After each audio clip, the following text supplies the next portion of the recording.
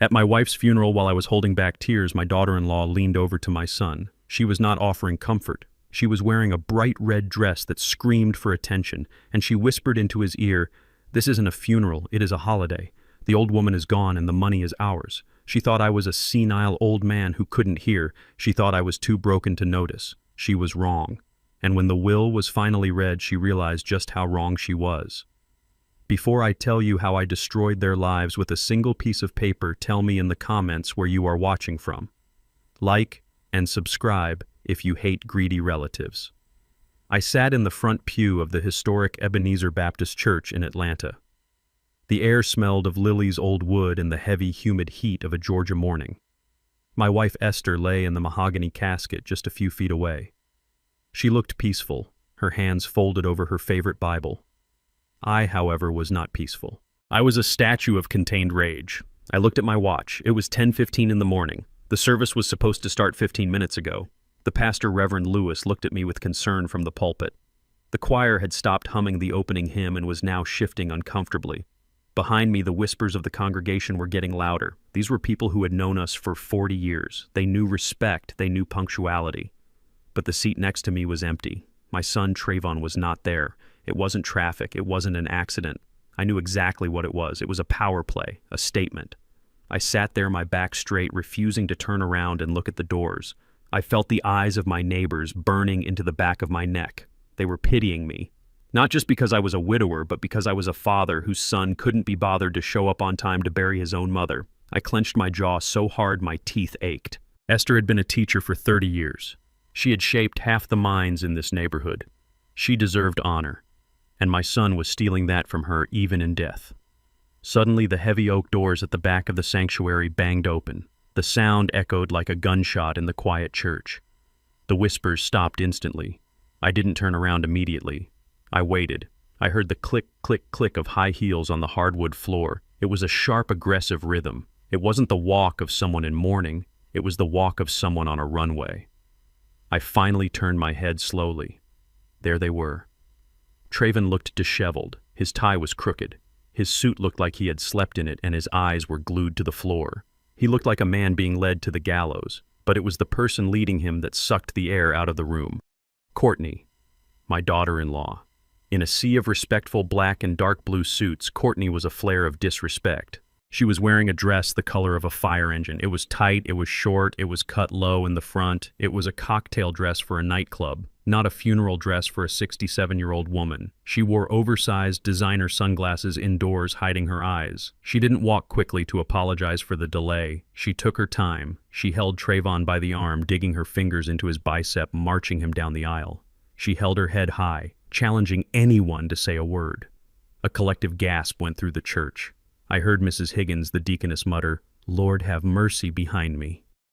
Courtney didn't care. She stopped at the front pew, looked at me, and didn't say a single word of apology. She just huffed, smoothed her red dress, and sat down, taking up more space than she needed. She smelled of expensive perfume and stale champagne. Trayvon sat next to her, shrinking into himself. He didn't look at me. He didn't look at his mother's casket. He just looked at his hands. I looked at my son, the boy I had taught to ride a bike, the man I had put through college, and I felt a cold knot tighten in my stomach. He wasn't a man anymore. He was a pet. The service finally began. Reverend Lewis tried to bring the dignity back into the room. He spoke of Esther's kindness, her investments in the community, her quiet strength. I tried to focus on his words. I tried to remember the woman who had saved every penny she ever earned, who had turned her teacher's salary into a portfolio that would shock everyone in this room. But I couldn't focus, because right next to me, Courtney was restless. She was shifting in her seat, sighing loudly every time the pastor paused. She pulled out her phone. I could see the reflection of the screen in her dark glasses. She wasn't texting condolences. She was scrolling through a luxury real estate app. She was looking at mansions in Buckhead. Then during the moment of silent prayer, she leaned in close to Trayvon. The church was dead silent. You could hear a pin drop. She moved her hand to his knee and squeezed it, not in comfort but in excitement. She lowered her head to his ear. Her voice was a low hiss intended only for him, but I have spent 40 years as a structural engineer. I know how sound travels. And I was sitting 6 inches away. She said, "Smile, baby. Stop looking so pathetic. This isn't a funeral. It is a holiday. The old witch is finally gone. We just hit the lottery. Trayvon didn't pull away. He didn't look shocked. He didn't shush her. He just gave a small, weak nod. That nod broke something inside me. It broke the last tether of fatherly protection I had for him. For years I had made excuses. I told myself she manipulated him. I told myself he was just weak. But in that moment, I realized he was complicit. He was agreeing that his mother's death was a payday. My hand gripped the edge of the wooden pew. I squeezed it so hard I felt a splinter drive deep into the palm of my hand. The sharp pain was grounding. It was the only thing that kept me from standing up and strangling her right there in the house of God. I felt the blood trickle down my palm, warm and sticky. I didn't wipe it away. I needed the pain. I needed the anger. It was fuel. We moved to the cemetery for the burial. The Georgia sun was high and hot, beating down on the black umbrellas. The air was thick with humidity and the smell of freshly turned earth.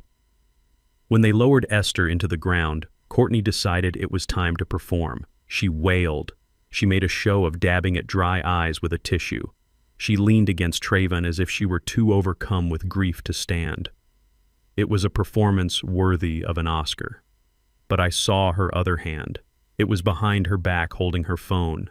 She was refreshing a banking app. She was checking the balance. She thought the money would hit the account the moment the dirt hit the casket. She lowered her sunglasses for a second and looked at me.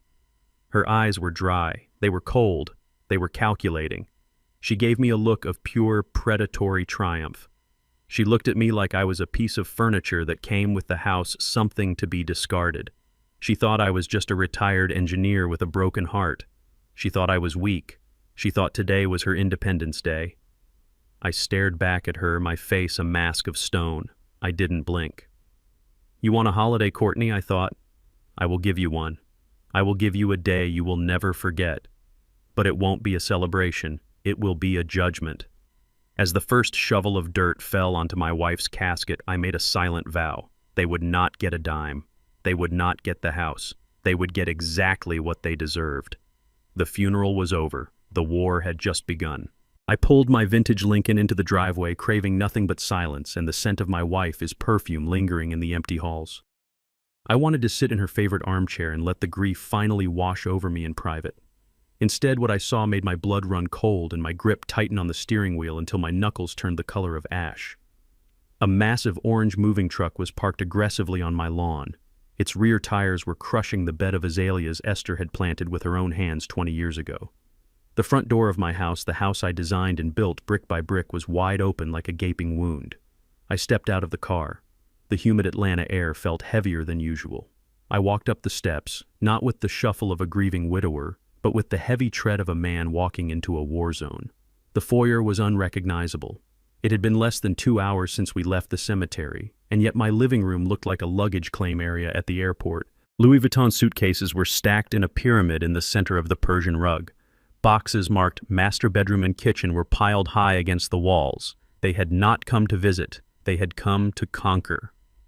Courtney emerged from the kitchen holding a glass of my iced tea. She had already made herself at home. She had kicked off her heels and was walking barefoot on my hardwood floors. Trayvon followed her, looking like a servant carrying 2 more boxes.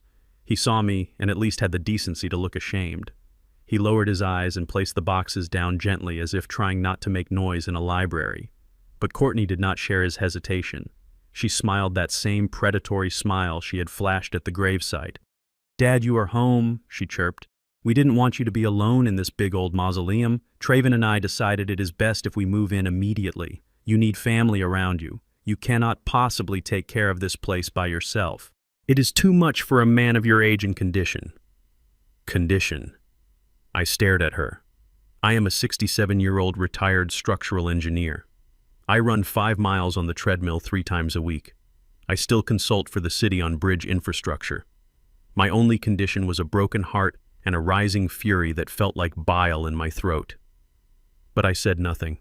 I let my shoulders slump. I let my hand tremble slightly as I reached for the banister. I had to play the part.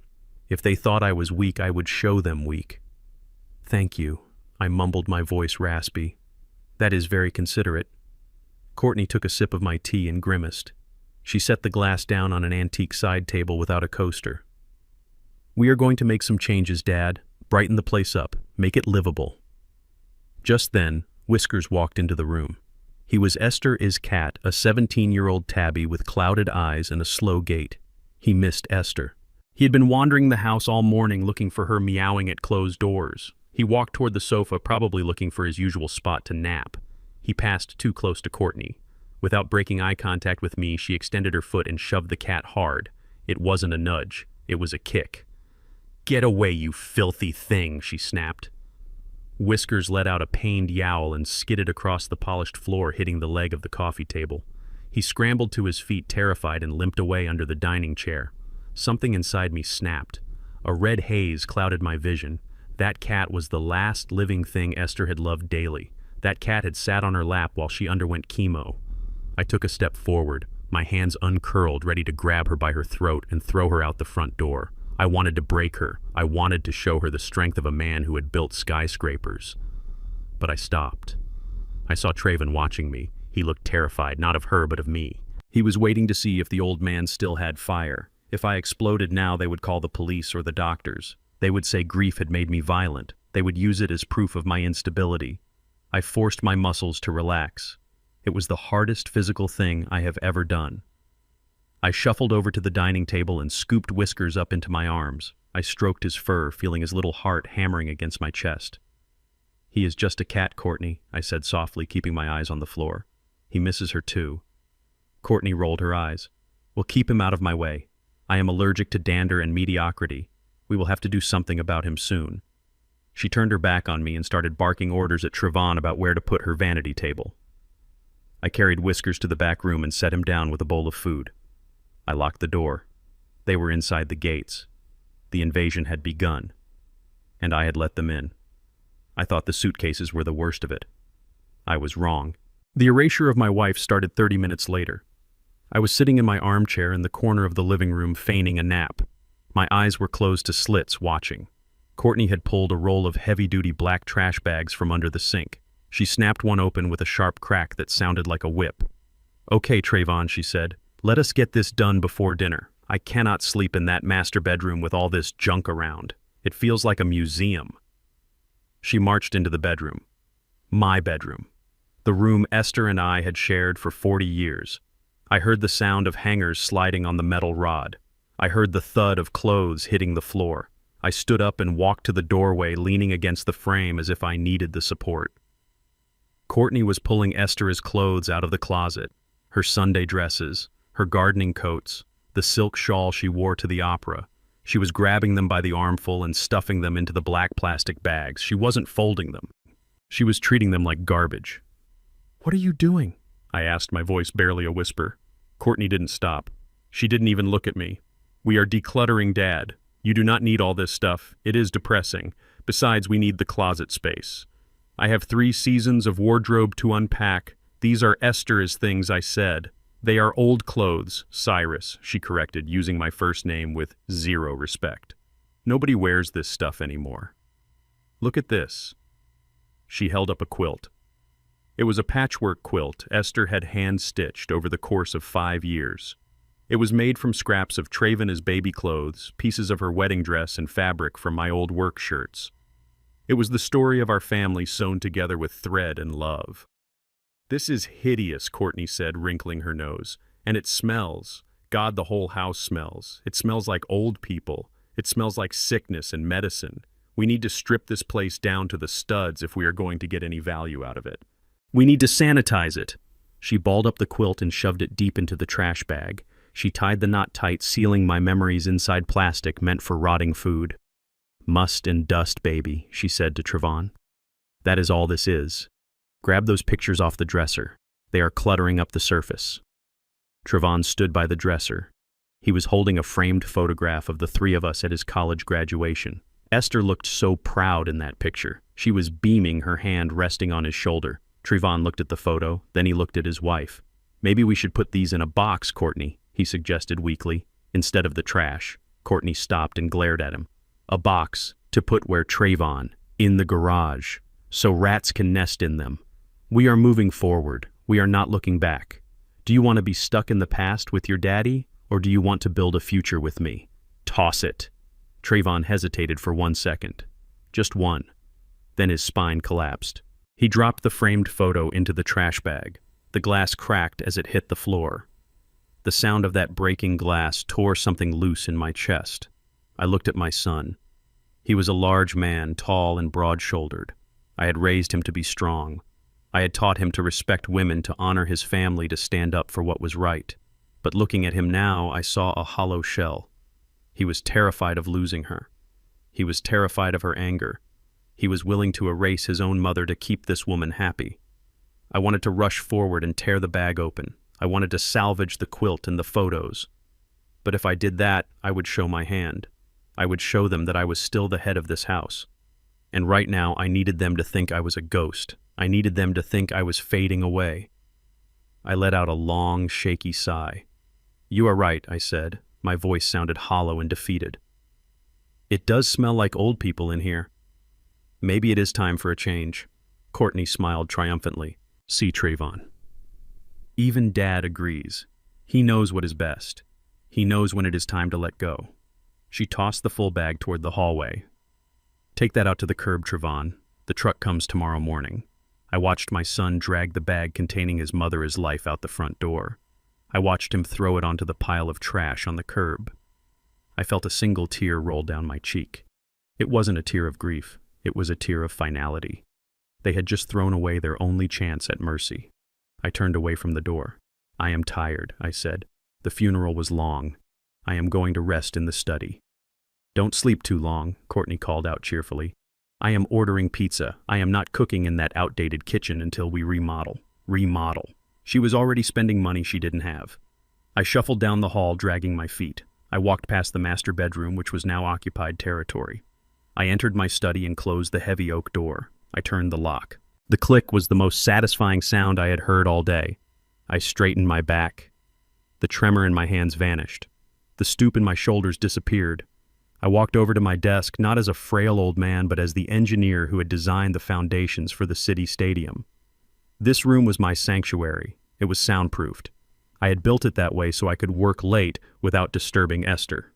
Now it would serve a different purpose. I sat down in my leather chair and woke up my computer. It was a high-end machine with 3 monitors custom built. Courtney and Trayvon thought I used it to play solitaire and check emails.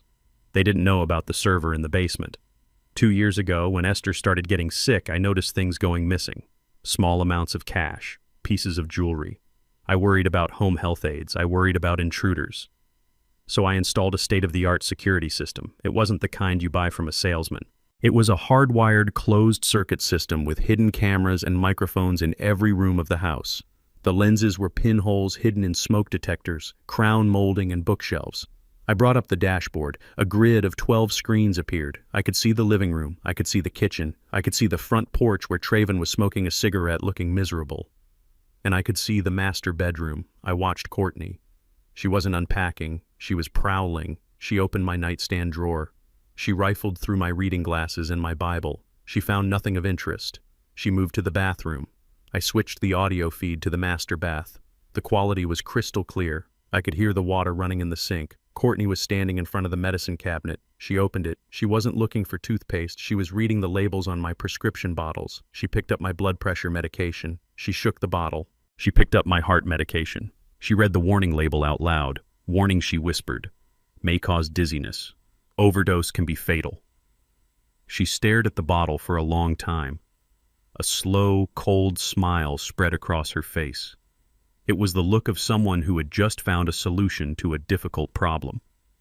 She took her phone out of her pocket and snapped a picture of the label. Then she opened the bottle, dumped a few pills into her hand, and put them in her pocket. She put the cap back on and placed the bottle back exactly where she found it. "Trayvon," she yelled toward the door, her voice changing instantly from calculating to casual. "Babe, come here. I think we need to organize Dad's meds. He has so many. It would be so easy for him to get confused and take the wrong thing. We should help him manage them." I sat in the dark study, illuminated only by the glow of the monitors. I watched the woman who had just buried my wife steal my heart medication. I watched her plot my demise in my own bathroom. She thought she was the predator. She thought she was the fox in the henhouse. She didn't know the farmer was watching through the scope of a rifle. I leaned back in my chair. "You want to manage my meds, Courtney," I whispered to the screen. "Go ahead. Make your move." I reached into my desk drawer and pulled out a fresh hard drive. I initiated a backup of the video feed. Evidence. The first brick in the prison cell I was building for them. Tonight was the invasion. Tomorrow the war would truly begin. I was not going anywhere, and neither were they. Not until I was finished with them. I waited until the heavy oak door of the master bedroom clicked shut. I stood in the hallway for a moment, listening to the silence of the house that had been violated. My heart was hammering against my ribs, but my mind was cold. It was the same cold calculation I used when inspecting a bridge for structural failure. I knew where the cracks were. Now I had to prove they were fatal. I walked into the master bathroom. The air still smelled of Courtney's cloying perfume, a scent that masked the underlying rot of her intentions. I opened the medicine cabinet. My hand hovered over the amber prescription bottle. My name, Cyrus Vance, was typed clearly on the label along with the dosage for my blood pressure medication. Lisinopril. I knew what those pills looked like. They were small, round, and pale pink. I had taken them every morning for 10 years. I twisted the cap off. The child safety lock clicked a sound that echoed loudly in the tiled room. I poured the contents into my trembling palm. They were not pink. They were white, oblong. They looked like potent sedatives or perhaps a high dose of digitalis. I wasn't a doctor, but I knew one thing for certain. If I took these, I would not wake up. I stared at the white pills in my hand. They felt heavy like lead weights. This wasn't just greed anymore. It wasn't just disrespect. This was attempted murder.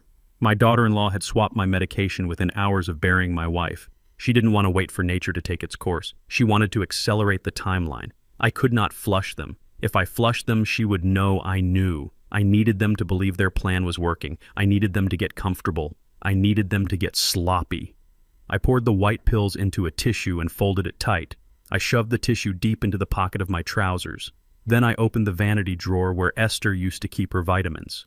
There was a bottle of calcium supplements. They were white and oblong. They weren't a perfect match, but to a casual observer they would pass. I filled my prescription bottle with the calcium pills and screwed the cap back on. I placed the bottle exactly where it had been on the second shelf right next to the mouthwash. I looked at myself in the mirror. My eyes were hard. My jaw was set. I didn't recognize the man staring back at me. He looked dangerous. Good. He needed to be. I left the bathroom and retreated to my study, locking the door behind me. I sat down in front of my monitors. The glow of the screens illuminated the dark room. I put on my headphones and turned up the volume on the kitchen feed. Courtney and Trayvon were sitting at the kitchen island eating the pizza they had ordered. Grease stained the granite countertops I had installed for Esther's 50th birthday. Courtney was drinking red wine directly from the bottle. My wine. A vintage Bordeaux I had been saving for a special occasion. She took a long swig and wiped her mouth with the back of her hand. "You know, Trayvon," she said, her voice slurring slightly, "we need to be smart about this. We cannot just wait around for him to kick the bucket naturally. That could take years. His heart is too strong." Trayvon picked at a pepperoni slice, his shoulders hunched. "Don't talk like that, Courtney. He is my dad." Courtney slammed the wine bottle down on the counter. The sound made Trayvon jump. "He is a liability," she hissed. "Do you know how probate works, Trayvon? Do you know about inheritance tax?" Trayvon shook his head, looking miserable. "If he dies within 30 days of your mother, the estate taxes are streamlined," she explained, waving a hand dismissively. "It is a loophole." Or something like that. My cousin told me about it. But if he lingers on for years, we lose money. We lose equity. The market could crash. The house could lose value. We need to cash out now. Trayvon looked up, his eyes wet. "Are you saying what I think you are saying? Are you talking about helping him along?" Courtney leaned in close, her face twisted into a mask of cruelty.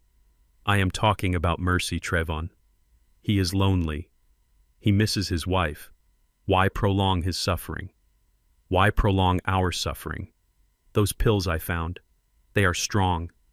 If he gets confused, if he takes a double dose or a triple dose, who is to say what happened? Old men get confused all the time. It is tragic, but it happens. Trayvon pushed his plate away. I cannot do that, Courtney. I cannot kill my father. Courtney stood up so fast her chair scraped loudly against the floor. She walked around the island and stood over him. She grabbed his chin and forced him to look at her. Then she slapped him. It was a sharp, vicious crack. Trayvon's head snapped to the side. He didn't fight back. He just sat there taking it. Wake up, she screamed. Do you think we have a choice? Do you think we are doing this for fun? We are doing this because of you, Trayvon, because of your gambling, because of the $200,000 you owe to people who break legs for a living. I froze in my chair. $200,000. My son was not just weak. He was in deep. He was drowning. Courtney continued, her voice dropping to a venomous whisper. They called me again yesterday. They know where we live. They know where your parents live. If we do not pay them by the end of the month, they are going to come for us. Do you want to end up in a ditch? Do you want me to end up in a ditch? Trayvon began to weep softly. I am sorry, baby. I am so sorry. I thought I could win it back. You never win, she spat. You are a loser, Trayvon. You have always been a loser. The only thing you are good for is your last name. That name is on the deed to this house. That name is the only thing standing between us and a bullet. So do not tell me what you cannot do. You will do whatever I tell you to do, because I am the only one saving your miserable life. She let go of his chin. Trayvon slumped forward, burying his face in his hands. So here's the plan, she said, pouring more wine. Tonight we make sure he takes his medicine. Tomorrow we see how he feels. If he is still walking, we double the dose. And in the meantime, we get that power of attorney signed. We need control of the assets before the coroner comes. I took off the headphones. My hands were shaking not from fear, but from a rage so pure it felt like white heat. My son was willing to let me die to pay off a bookie. He was willing to let this woman poison me to save his own skin. I looked at the picture of Esther on my desk. I am sorry, my love, I whispered. I failed him.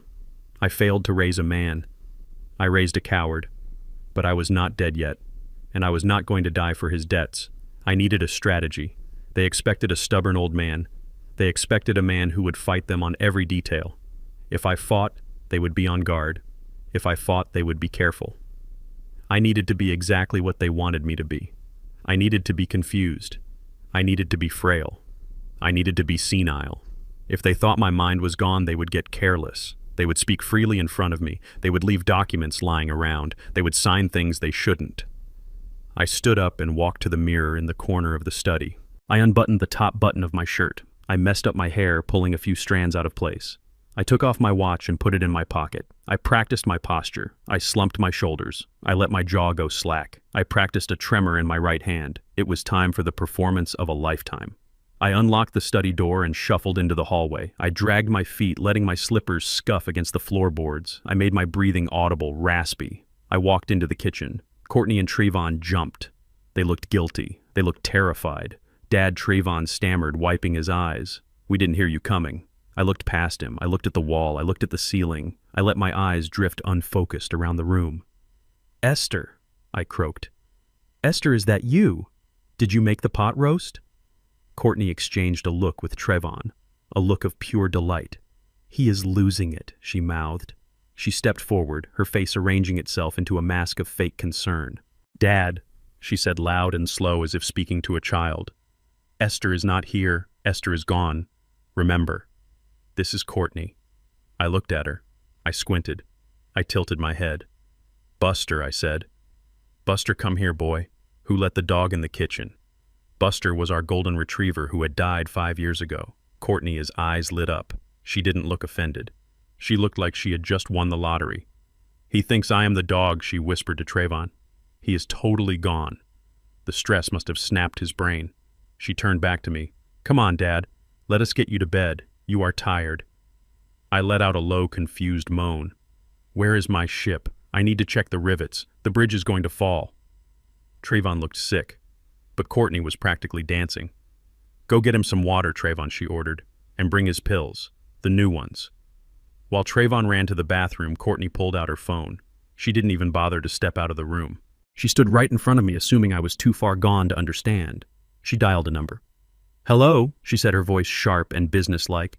Is this Mr. Henderson, the realtor? Yes. This is Courtney Vance.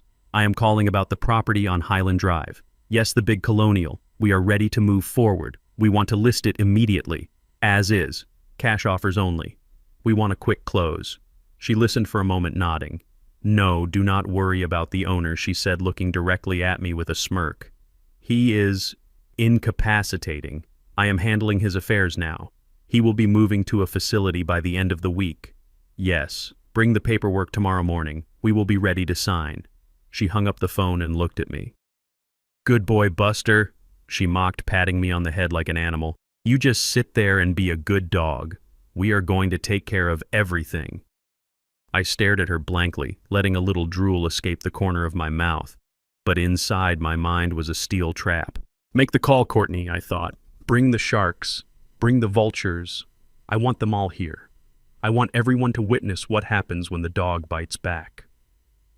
Trayvon came back with a glass of water and the bottle of calcium pills. Here, Dad, he said, his hand shaking so hard the water spilled. Take your medicine. It will help you sleep. I took the pills. I swallowed them. I smiled a vacant, empty smile. Thank you, son, I said. You are a good boy. Trayvon flinched as if I had hit him. He turned away, unable to look at me. Courtney took my arm and led me toward the bedroom. That is right, she cooed. Sleep tight, old man. Tomorrow is a big day. She didn't know how right she was. Tomorrow was going to be the biggest day of her life, and the last day of her freedom. I sat in my wingback chair in the living room, a plaid blanket draped over my knees to complete the image of the invalid they wanted me to be. My eyes were half closed, my breathing rhythmic and shallow. To the casual observer, I was a man drifting in the twilight of his life, oblivious to the world. But my ears were sharp, tuned to the frequency of betrayal. The doorbell rang at 9 sharp. Courtney answered it before the second chime. I heard the oily slickness in her voice as she greeted the visitor. Mr. Henderson, right on time. Thank you for coming on such short notice. Mr. Henderson walked in. I watched him through my eyelashes. He was a man in a cheap suit that was trying too hard to look expensive. He smelled of stale tobacco and desperation. He didn't even glance at me. To him, I was just another piece of old furniture that needed to be hauled away. Nice place. Henderson lied his eyes, scanning the crown, molding not for its beauty but for signs of water damage. A bit dated, though. The market in this area is hot, but buyers want modern. They want open concept. This layout is a dinosaur. Courtney nodded vigorously. Exactly what I told my husband. It is a teardown, isn't it? Be honest. Henderson chuckled. Well, I wouldn't say tear down to a buyer, but between us, ideally, yes. The value is in the land. This lot is huge. You could fit 4 townhomes here, or a nice mid-rise condo complex. The structure itself, it is just wood and brick. It is in the way. My heart hammered against my ribs. This house was not just wood and brick. My grandfather bought this land when he came back from the war. My father built the frame. I designed the structural reinforcements that had kept it standing through 3 hurricanes. Every beam had a story. Every room held the echo of Esther is laughter, and they were talking about bulldozing it like it was a pile of trash. What are we looking at price-wise? Courtney asked, her voice trembling with greed. If we want a quick sale, cash only, no inspections. Henderson rubbed his chin. As is, with the occupant situation resolved, maybe 400,000. 450 if you get lucky and find a developer who is hungry. 400,000. The house was appraised at 800,000 last year. Courtney was willing to burn $500,000 just to get the cash in her hand before the weekend. Do it, she said. List it for 375. I want a bidding war. I want it sold by Friday. She didn't care about value. She cared about speed. She needed to pay off the sharks circling her husband before they broke his legs. She walked Henderson through the dining room, pointing out the antique chandelier. Does this add value, she asked. Or should we sell it separately? Sell it, Henderson advised. It looks dusty. Makes the place feel haunted. They walked right past me. Courtney is heel-grazed my slipper. She didn't apologize. She didn't notice. He is out cold, she told the realtor, gesturing vaguely at me. The medication knocks him out. Don't worry about him. He will be in a facility by the time you show the place. I sat there a prisoner in my own home, listening to them strip the flesh off my life's work. I wanted to stand up and break Henderson his nose. I wanted to throw Courtney out the window, but I stayed still. I let the rage settle in my gut, heavy and cold. It was fuel. I would need it for what came next. Henderson left with a signed contract and a smile. Courtney closed the door and leaned against it, letting out a long, shaky breath. "We are doing it," she whispered to herself. "We are actually doing it." Then she yelled, "Trayvon, where are you? Stop hiding and get to work. We need to find the assets before the movers get here." Trayvon emerged from the hallway. He looked pale and sweaty. He was holding a crowbar he must have taken from my garage. "I found it," he said, his voice jumping an octave. "I found the safe." My eyes snapped open just a fraction. The safe. I had a wall safe installed in my study behind a portrait of Frederick Douglass. It was where I kept my engineering seals, my passports, and usually a small amount of emergency cash. But Trayvon didn't know that. He thought it was the mother lode. "Show me," Courtney commanded. They ran to the study. I waited a count of 10, then stood up. I moved silently across the rug, positioning myself in the hallway where I could see them through the open door without being seen. The portrait of Douglass was on the floor, face down. Trayvon was kneeling in front of the steel safe door. He was punching numbers into the keypad. "Try your birthday," Courtney suggested. "I tried it," Trayvon said, frustration leaking into his voice. "I tried yours. I tried Mama's birthday. I tried their anniversary. Nothing works. It is locked out for 5 minutes after 3 wrong tries." He gripped the crowbar. "I am going to pry it open. It is old. The hinges might be weak." He jammed the flat end of the crowbar into the seam of the safe door. He grunted, putting his weight behind it. Metal screeched against metal, a horrible sound that made my teeth ache. "Stop it!" Courtney hissed, slapping him on the shoulder. "You are scratching the finish." "Who cares about the finish?" Trayvon yelled back. "We are tearing the house down anyway. I care," Courtney shrieked. "That safe is high-grade steel. If we cannot get it open, we can sell the whole unit to a locksmith or a collector. Scrap metal is worth money too, you idiot. Every penny counts. Do not damage the goods." Trayvon dropped the crowbar. It hit the floor with a heavy thud. "Then how do we get in?" he asked, wiping sweat from his forehead. "We need what is inside. Dad always said he kept the important stuff in here, the bonds, the gold coins. It has to be here. There were no bonds. There were no gold coins. Those were stories I told him when he was a child to make him think we were pirates guarding a treasure." He had remembered the stories but forgotten the lesson that the real treasure was the family. Courtney paced the small room like a caged tiger. "Think Trayvon. What else would he use? He is simple. He is sentimental. Think about dates." I stepped into the doorway. I leaned heavily on my cane, letting my hand shake. I made a low, guttural sound in my throat. They both spun around. Trayvon looked like he had seen a ghost. Courtney just looked annoyed. "Dad," Trayvon stammered, "you should be resting." I shuffled into the room. I looked at the safe. I looked at the crowbar on the floor. I looked at my son. A thief in his own father's house. I reached into my pocket and pulled out a folded piece of paper. It was a receipt from the hardware store, crumpled and old. I held it out to Trayvon. My hand shook violently. I let the paper flutter in the air between us. Trayvon took it. He looked confused. "What is this?" "The code," I rasped. My voice sounded like dry leaves scraping together. "It is the code." Courtney snatched the paper from Trayvon's hand. She unfolded it. It was blank on one side.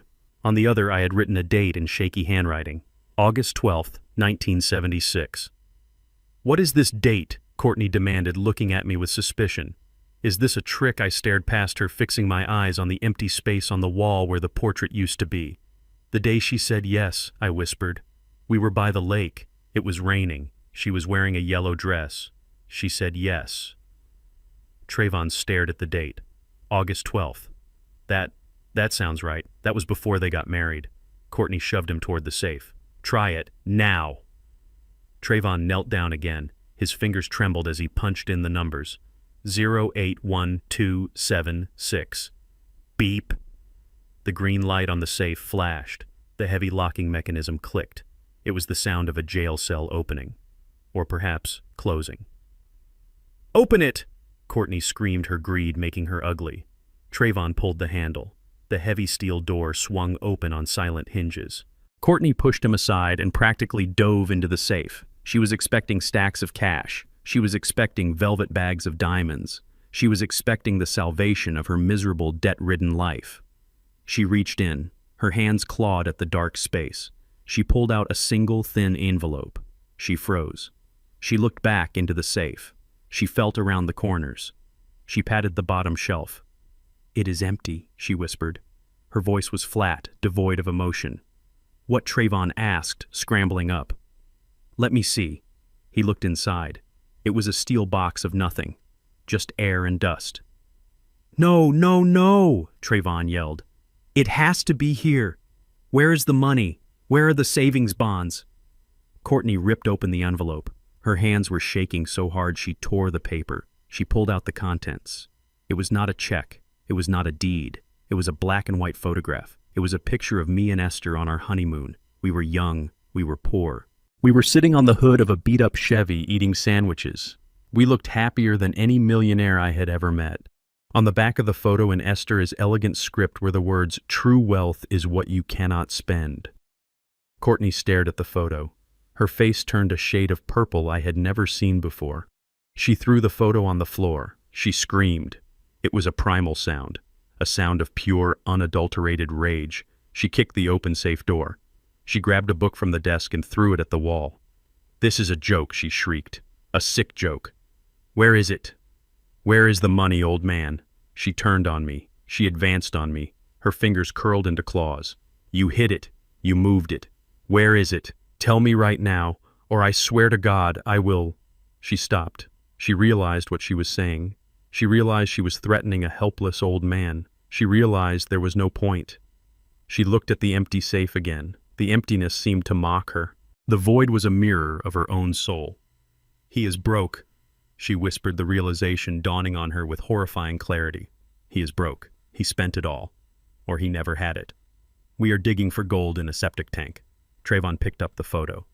He looked at his mother, his young face. For a second I thought I saw regret. Then he crumpled the photo in his fist and threw it in the trash can. "We are screwed," he said. "We are so screwed." I stood there swaying slightly on my cane. I watched them unravel. I watched the panic set in. They thought the safe was empty. They were wrong. The safe contained exactly what I wanted them to find. It contained the truth. It contained the proof that their greed would only lead them to nothingness. And it contained one more thing. A tiny high-definition camera hidden in the back corner recording their every word, their every threat, their every act of vandalism. I let out a low, confused moan. "Did you find the cookies Esther used to hide the cookies in there?" Courtney looked at me with pure hatred. "Get out!" she hissed. "Get out of my sight before I do something I will enjoy." I shuffled out of the room. I went back to my chair in the living room. I pulled the blanket up to my chin. I closed my eyes. Phase 1 was complete. They were desperate. They were angry. And now they were careless. They thought the money was gone. They didn't know the real fortune was sitting in a bank account in the Cayman Islands waiting for the rightful heir, and that heir was definitely not in this house. Tomorrow I would introduce them to the real legacy of Esther Vance, and it was going to cost them a lot more than a broken safe. The silence in the study following the discovery of the empty safe was not peaceful. It was the heavy, suffocating silence of a bomb that had failed to detonate, leaving everyone in the room waiting for the inevitable explosion.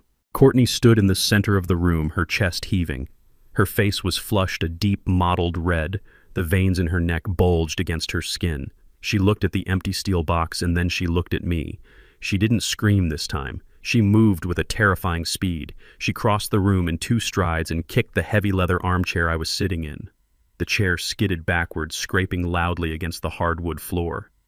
I gasped, clutching the armrests, feigning a terror that was only half real. "Where did you put it?" she hissed, leaning down until her face was inches from mine. I could smell the stale wine on her breath and the metallic tang of her rage. "Do not play games with me, Cyrus. I know you have money. Esther didn't wear rags. This house isn't built of cardboard. Where is the liquid cash?" I shrank back into the chair, making myself small. "I don't know what you mean," I stammered, my voice trembling. "Esther handled the accounts. I just built the bridges." Courtney grabbed the lapels of my cardigan and shook me. "You are lying. You are a lying old man. You think you can hide it from us. You think you can protect it." She let go of me abruptly and I slumped back. She turned to Trayvon, who was standing by the door looking like a lost child. "Do something," she screamed at him. "Make him talk." "We have 24 hours, Trayvon. 24 hours before the interest on your debt compounds and those men come looking for a kneecap. Do you want to walk with a cane for the rest of your life?" Trayvon looked at me. His eyes were pleading, but not for mercy, for me. He was pleading for me to save him from his own mistakes. "Dad, please," he said, his voice cracking. "If there is money, you have to tell us. We are in trouble. Bad trouble." I looked at my son. I saw the weakness in his jaw, the fear in his eyes. He wasn't going to step in. He wasn't going to protect me from his wife's wrath. He was going to let her shake me until my pockets turned inside out. Courtney paced the room, knocking books off the shelves. She swept a collection of antique compasses onto the floor. Glass shattered, brass dented. "If you do not tell me where it is right now," she said, her voice dropping to a deadly whisper, "I am going to make the call. I will call the state facility. The one with the bad reviews, the one where they tie people to beds and feed them through tubes. I will have you in a van within the hour. You will rot there, Cyrus. You will die alone in your own filth, and I will laugh while I sell this house for scrap." It was a credible threat. She had the power. She had the will. I knew I had to act. I had to give them a lifeline that was actually a noose. I let out a sob, a dry, rattling sound. I raised a shaking hand and pointed toward the heavy oak desk in the corner. The desk I had built with my own hands 30 years ago. "The blue book," I whispered. "Esther is blue book." Courtney stopped pacing. She looked at the desk. She looked at me. "What blue book?" she demanded. "The secret drawer," I rasped. "Under the middle. You have to push the latch." Courtney gestured to Trayvon. "Check it, now." Trayvon rushed to the desk. He dropped to his knees. He felt under the center drawer. His fingers fumbled with the wood. I had designed that latch. It was tricky. You had to know exactly where to press. I heard the click. A small hidden compartment slid open with a soft hiss of well-oiled tracks. Trayvon reached in. He pulled out a book. It was a ledger bound in navy blue leather. It looked old. The corners were worn. The spine was cracked. It smelled of dust and old paper. I had spent 4 hours the previous night creating this forgery. I had used old paper stock I kept for drafting. I had used different pens to simulate entries made over decades. I had even baked the book in the oven on low heat for 10 minutes to age the pages. It was a masterpiece of deception. Trayvon opened the book. His eyes widened. He flipped through the pages faster and faster. "Oh my God," he breathed. "Courtney, come look at this." Courtney snatched the book from his hands. She began to read. I watched her face. I saw the skepticism, war with the greed. "These are handwritten," she said, suspicious. "Anyone could write this." "Look at the dates," Trayvon said, pointing. "This goes back 20 years. Look at the deposits. Mom was investing in tech stocks in the 90s. She bought into Apple. She bought into Amazon." Courtney flipped to the last page. The page I had carefully inked just 6 hours ago. "Total asset valuation," she read aloud. $5.2 million. Held in trust at the Zurich Private Bank. Account number ending in 449. The room went silent. $5 million. It was a number that changed everything.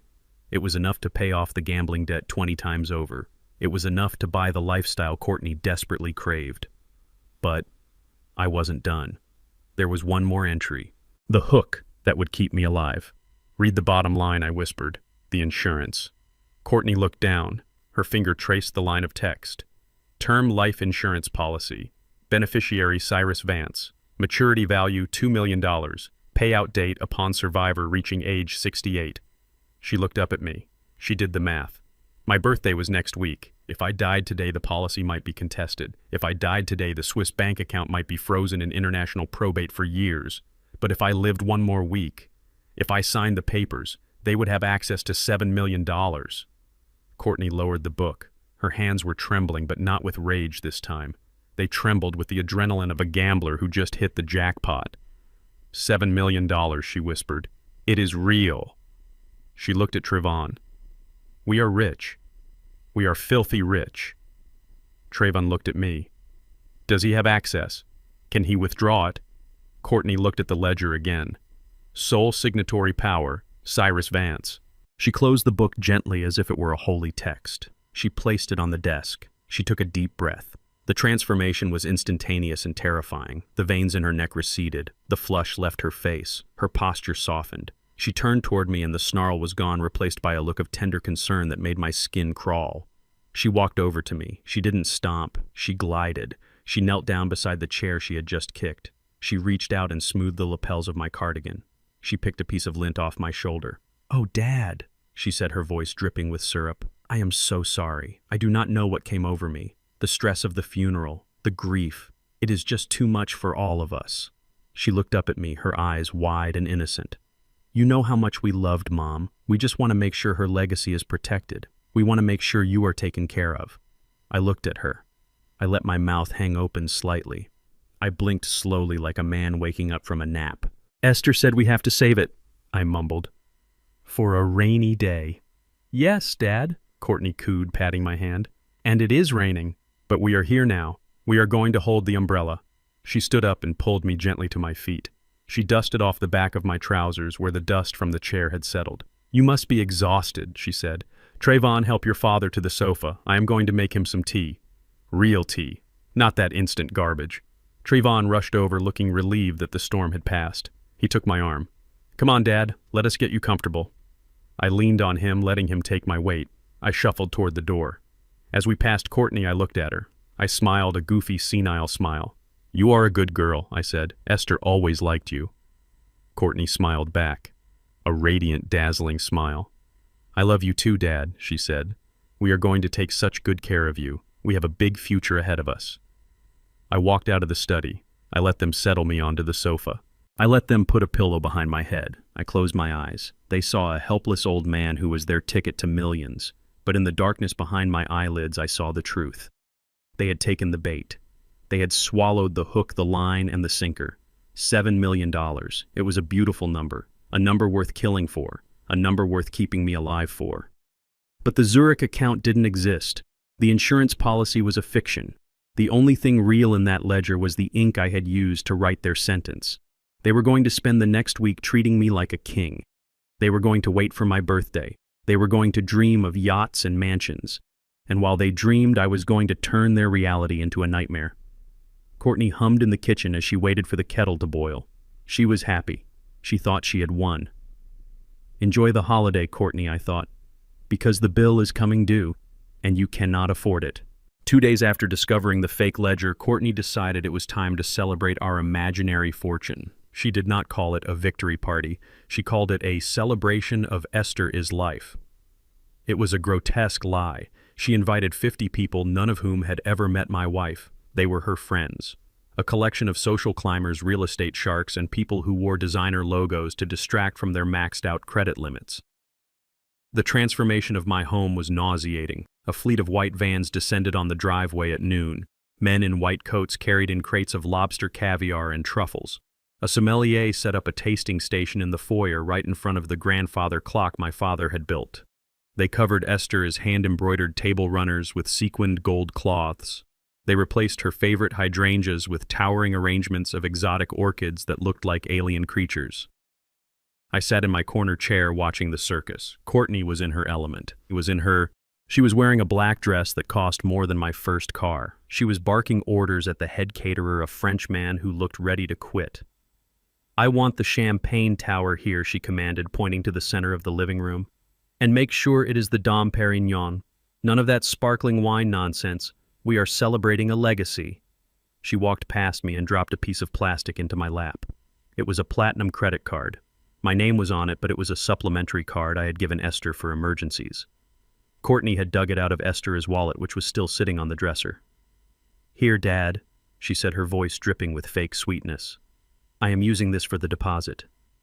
Since this is for Mom, it is only right that the estate pays for it. Do not worry. I will handle the accounting." She didn't ask. She informed me. She assumed that with $5 million sitting in a Swiss bank account, a $50,000 party was pocket change. She assumed I was too senile to care about the balance. I picked up the card. It felt cold in my hand. It was the card Esther used to buy Christmas presents for the grandchildren she never got to meet. Now it was being used to buy the loyalty of strangers who would forget my wife's name before the dessert course. "That is fine, Courtney," I mumbled, staring at the plastic. Esther liked parties. Courtney patted my cheek. Exactly. She would want us to be happy. She would want us to enjoy the fruits of your labor. She snatched the card back and marched off to pay the caterer. I watched her go. She was spending money that existed, but she was spending it on a card that was about to become a useless piece of plastic. I waited until she was distracted by the arrival of the DJ. I shuffled to the kitchen where the landline phone hung on the wall. I picked up the receiver.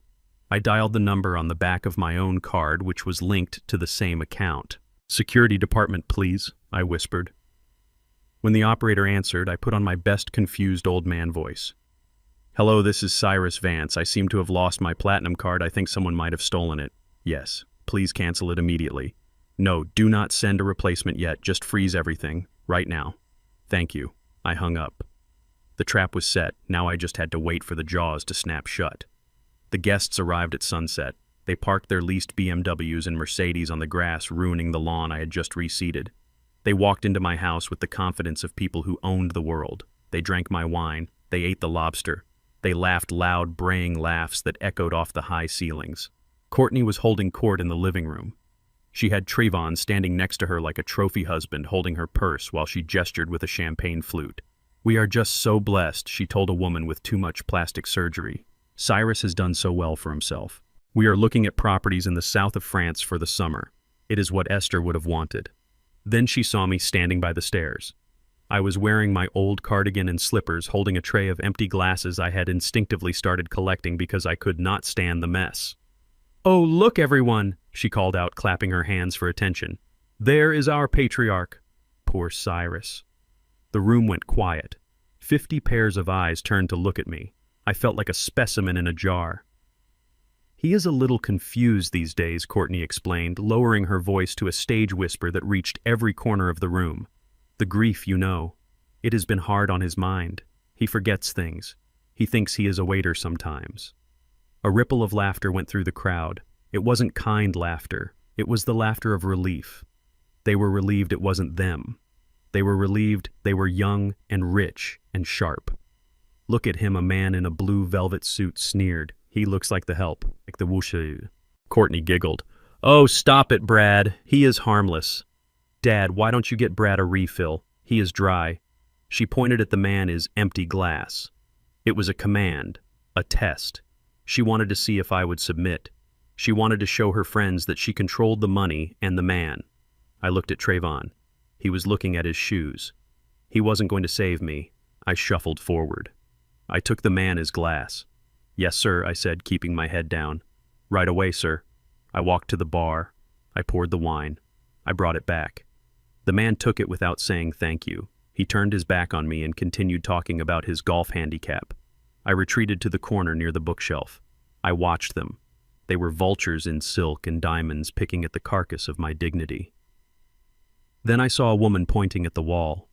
It was a collection of African masks Esther and I had brought back from our trip to Ghana 10 years ago. They were hand-carved, beautiful, and sacred to us. "God, look at that hideous stuff," the woman said, wrinkling her nose. "It looks like voodoo junk." Courtney laughed. "I know, right? It is so tacky. We are going to clear all of that out next week. We are going for a minimalist modern look. White walls, abstract art, none of this tribal nonsense. Tribal nonsense. Those masks represented our heritage, our history. Esther had cried when we bought them, overwhelmed by the connection to her ancestors. And Courtney was going to throw them in a dumpster to make room for white walls. I felt a heat rising in my chest that had nothing to do with the temperature. It was the fire of injustice. They were erasing us. They were erasing our culture, our history, our lives. They were replacing it with a hollow beige emptiness that matched their souls. I gripped the tray in my hands until the metal bent slightly. I wanted to scream. I wanted to throw them all out, but I held on. I held on because the bill was coming. And the price of this disrespect was going to be higher than they could pay. The party wound down around midnight. The guests were drunk, full, and happy. They were standing by the door exchanging empty promises to get together soon. The catering manager, a stern woman with a clipboard, approached Courtney. "Mrs. Vance," she said, "we are wrapping up. I have the final invoice here. Including the overtime for the staff and the extra cases of wine you ordered, it comes to $15,400. Courtney waved a hand dismissively. Of course. Just run the card on file. The platinum one. The manager nodded and pulled out a mobile card reader. She inserted the card. I stood in the shadows of the hallway watching. My heart was beating a slow, steady rhythm. Boom! Boom! Boom! Courtney continued chatting with her friends, ignoring the transaction. She was already planning the next party. The machine beeped, a harsh, dissonant sound. The manager frowned.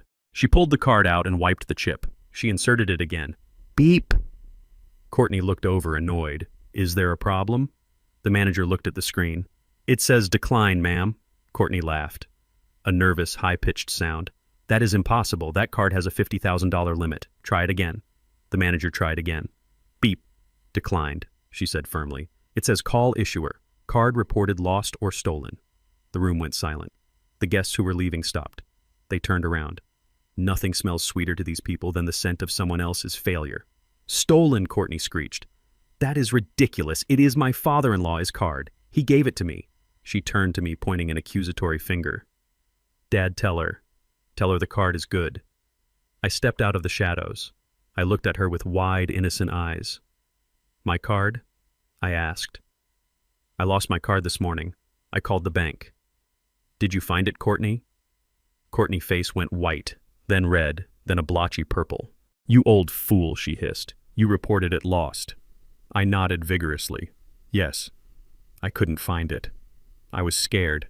Esther said, never lose the card. The manager cleared her throat. Ma'am, I need payment. Now.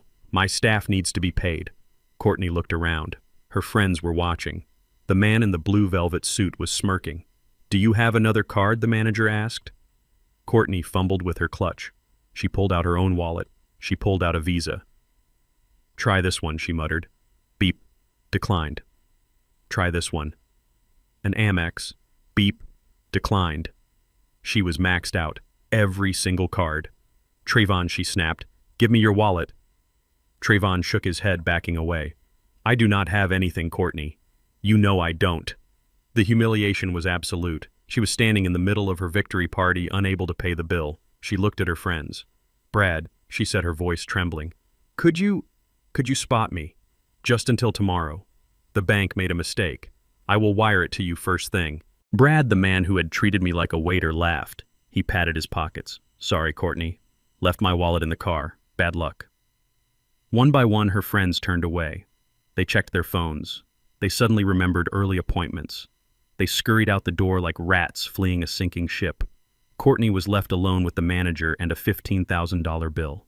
I will write a check, she whispered. We do not accept personal checks, the manager said coldly. Credit or cash, or I call the police. Theft of services is a felony, ma'am. Police. The word hung in the air. Courtney looked at me. Her eyes were pleading. She needed the old man to save her. She needed the senile fool to fix it. I yawned loudly. I am tired, I said. It is past my bedtime. Good night, everyone. Great party. I turned and walked up the stairs.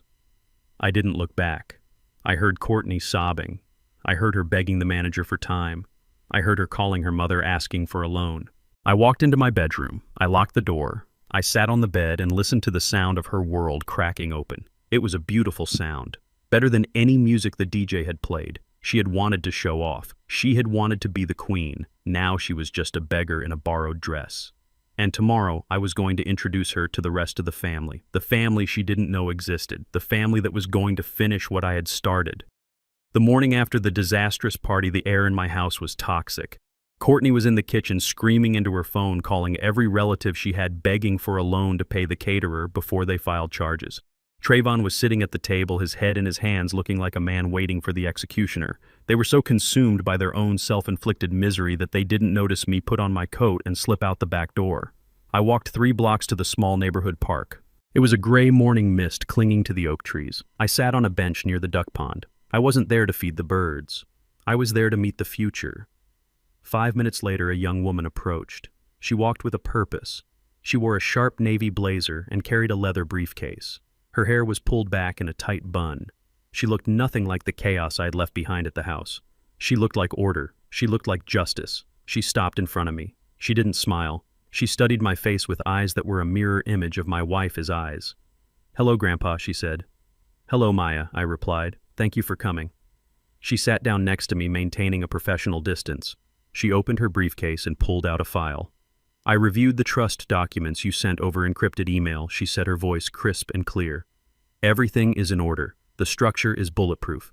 If they try to contest it, they will be buried in litigation for a decade. And since they are broke, they will not last a week." I looked at her. She was 22 years old. She was finishing her final year of law school at Emory, top of her class. She was brilliant, she was strong, and she was the granddaughter my son had thrown away like trash. "You look like her," I whispered. "You look just like Esther." Maya softened for a fraction of a second. She closed the file. "Grandma Esther was the only reason I didn't hate the name Vance," she said. "She wrote to me every month. She sent me books. She sent me encouragement. She made sure I knew I wasn't a mistake." I reached into my pocket and pulled out a small velvet pouch. Inside was Esther's favorite brooch, a silver dove with diamond eyes. "She wanted you to have this," I said, handing it to her. "She wanted to give it to you herself on your graduation day. But since she cannot be there, she wanted you to wear it when you take back what is yours." Maya took the brooch. Her hand trembled slightly. She pinned it to her lapel. It looked perfect there. "I am ready, Grandpa," she said.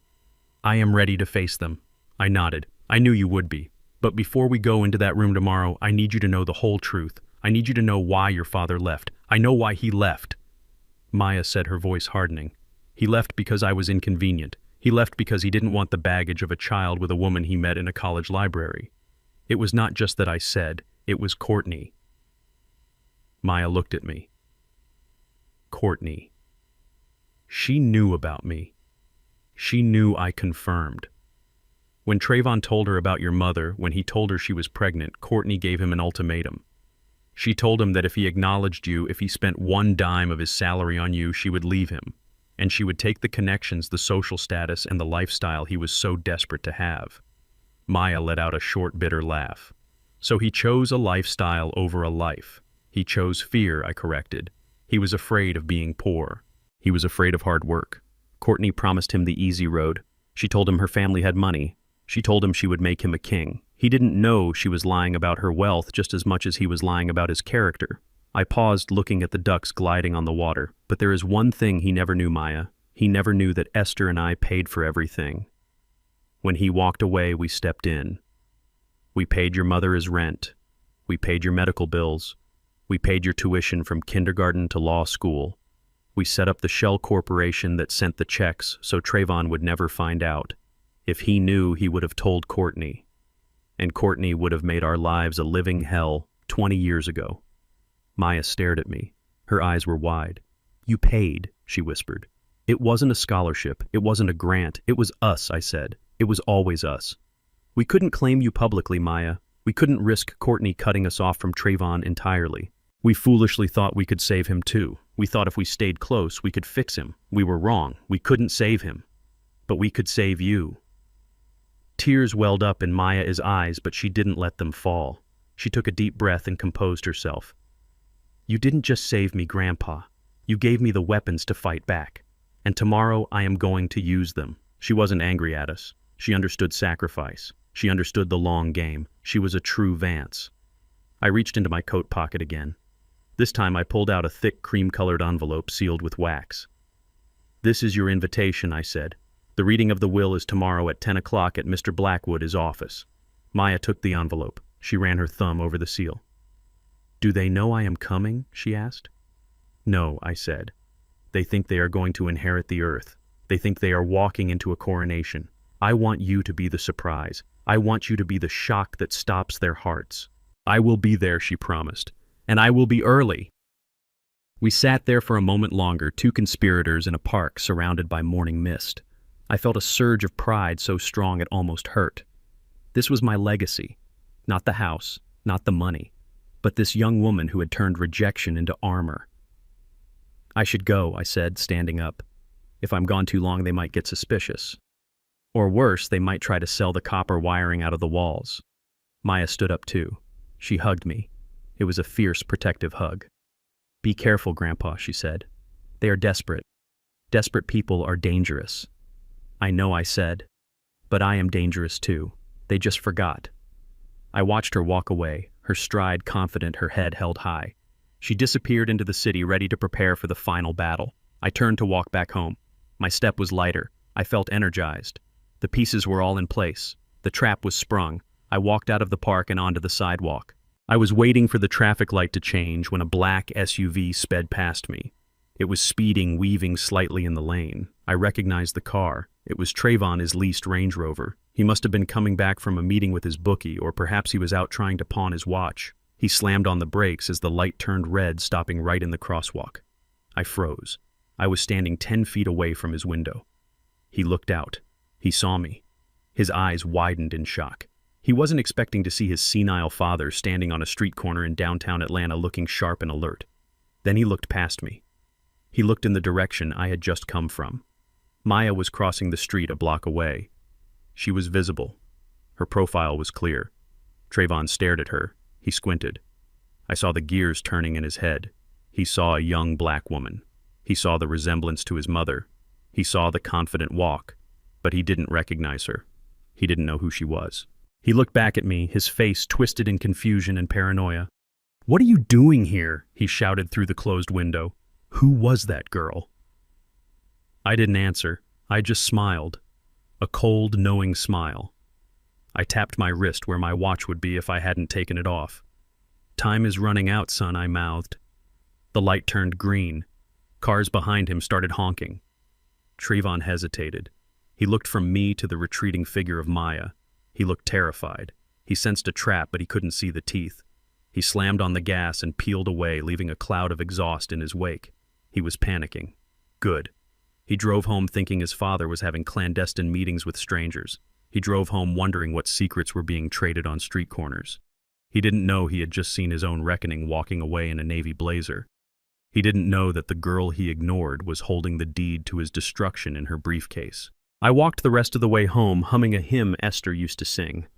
Tomorrow Trayvon would meet his daughter, and she would introduce herself not with a hug, but with a gavel. The stage was set, the actors were in place, and the curtain was about to rise on the final act of their tragedy. The next evening was a study in desperation. The party had been a disaster, a financial black hole that had sucked away what little credit they had left.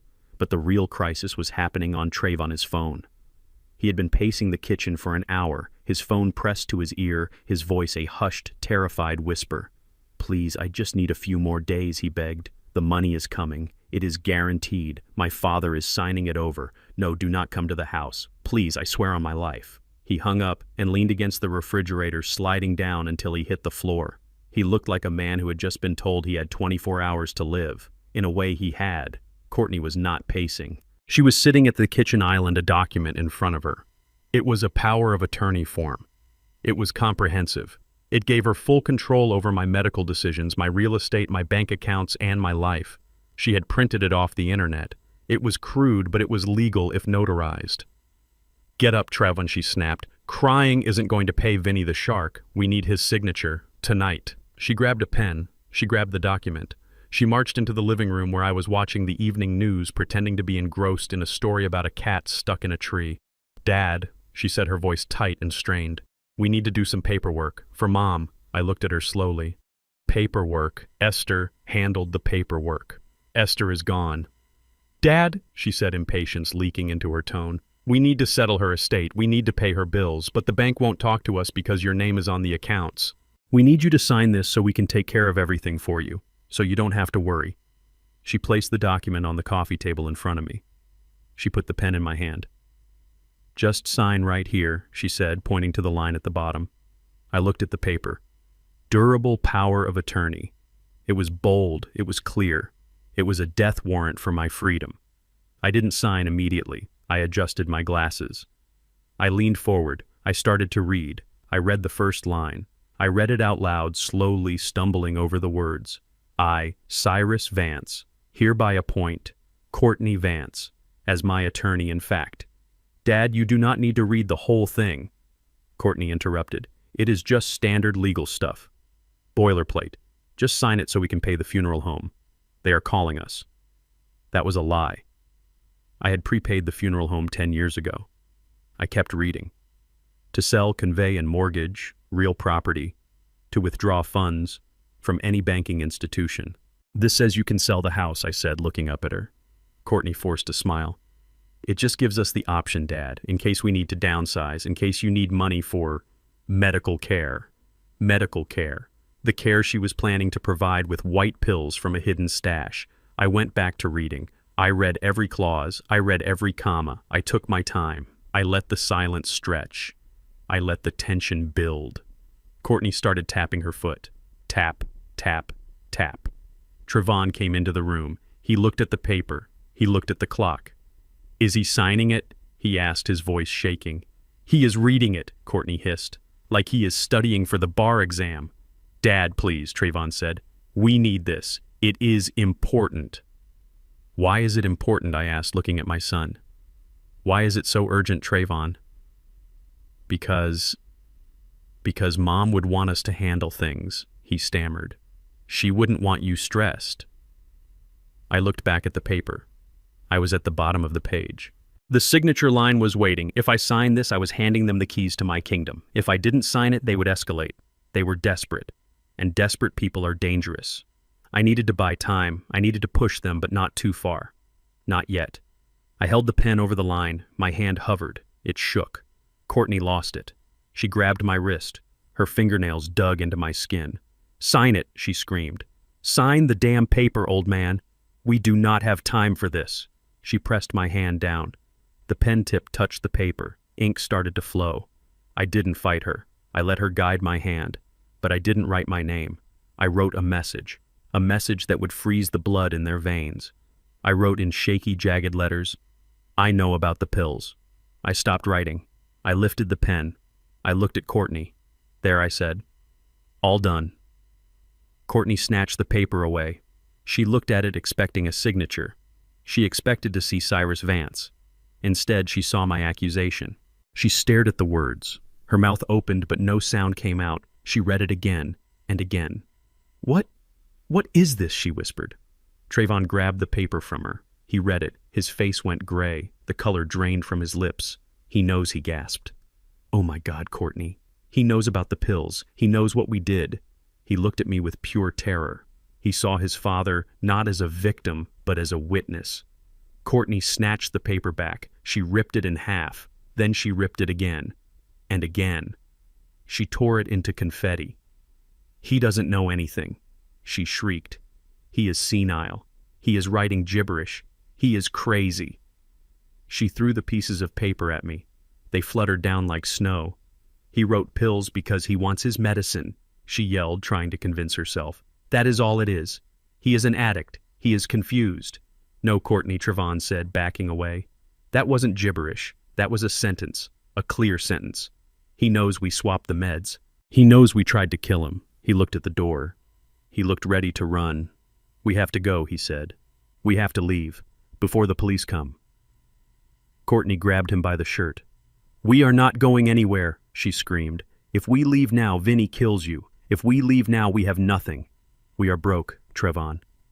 We have nowhere to go. She turned to me. Her eyes were wild. She looked like a cornered animal. You think you are smart, old man? She hissed. You think you can play games with us? You think a little note is going to save you? She walked over to the phone on the side table. She ripped the cord out of the wall. She put it in her pocket. Tomorrow morning, she said, her voice shaking with rage. Tomorrow morning, after the lawyer reads the will, we are not coming back here. We are driving straight to Shady Acres. I know a doctor there, Dr. Miller. He owes me a favor, a big one. She leaned in close to my face. He will sign the papers, Cyrus.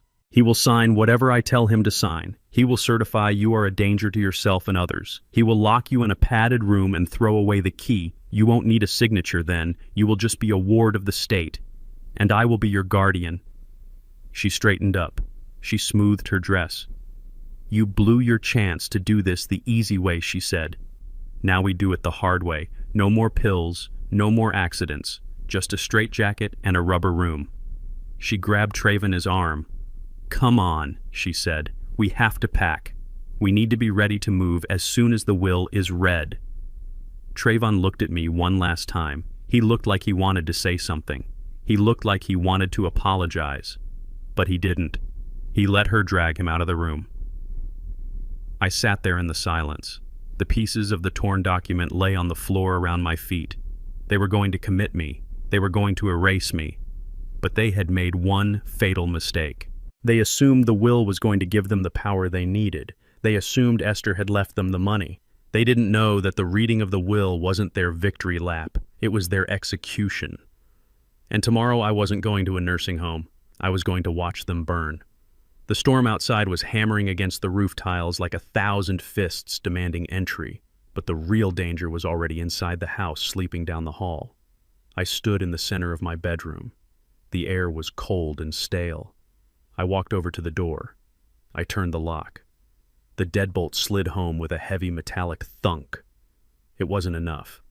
I grabbed the heavy mahogany chair from my reading nook and wedged the back of it under the doorknob. I jammed the legs into the carpet until they caught on the subfloor. It was a crude barricade, but it would buy me seconds. And seconds were the difference between life and death tonight. I moved to my desk. I didn't turn on the overhead light. The glow from my laptop screen was the only illumination in the room, creating long, dancing shadows on the walls. It was time to assemble my ammunition. I opened the folder on my desktop labeled Project Renovation. A boring name for a folder containing the blueprints of my family is destruction. I began to sort the files. First came the audio from the kitchen 3 nights ago. I put on my headphones. The sound quality was pristine. I heard the clinking of wine glasses. I heard Courtney's voice sharp and nasal. If the old man does not die in 30 days, we lose the tax break. We need to speed this up. I heard the slap, the sound of flesh hitting flesh. I heard Trayvon whimper. "It is for your gambling debt, Trayvon. Do you want to lose your legs?" I saved the file. I named it Exhibit A, Conspiracy to Commit Murder. Next was the video from the study. The camera hidden in the safe had captured everything.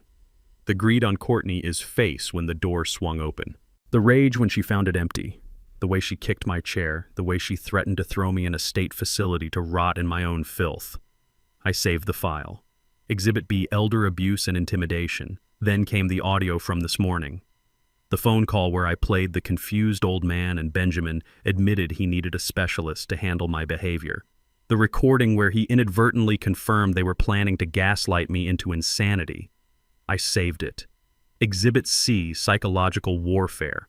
I dragged every single file into a compressed folder. My finger hovered over the mouse. This was it. Once I sent this, there was no going back. I wasn't just reporting a crime. I was sending my son to prison. I was destroying the only bloodline I had left. I looked at the progress bar as the upload to the cloud began. 10%, 20%. I thought about Trayvon as a boy. I thought about teaching him to catch a baseball in the backyard. I thought about the time he scraped his knee and cried in my arms. I had protected him then. I had put a bandage on the wound and told him it would be all right. But this wound was gangrenous, and you cannot bandage gangrene. You have to cut it out, 50%. I opened my email client. I typed in the address for Mr. Blackwood. He was a shark of a lawyer, the kind of man who ate prosecutors for breakfast. I had retained him 3 days ago with a retainer that cost more than Trayvon made in a year. Subject line evidence for tomorrow. I attached the folder. I added a note. Mr. Blackwood, if I do not arrive at your office by 10 tomorrow morning, send this file directly to the district attorney and the homicide division. Do not pass go. Do not collect $200. Burn them down. I hit send. The message whooshed away into the digital ether. It was done. The gun was loaded, cocked, and pointed at their heads. They just didn't know it yet. I shut the laptop.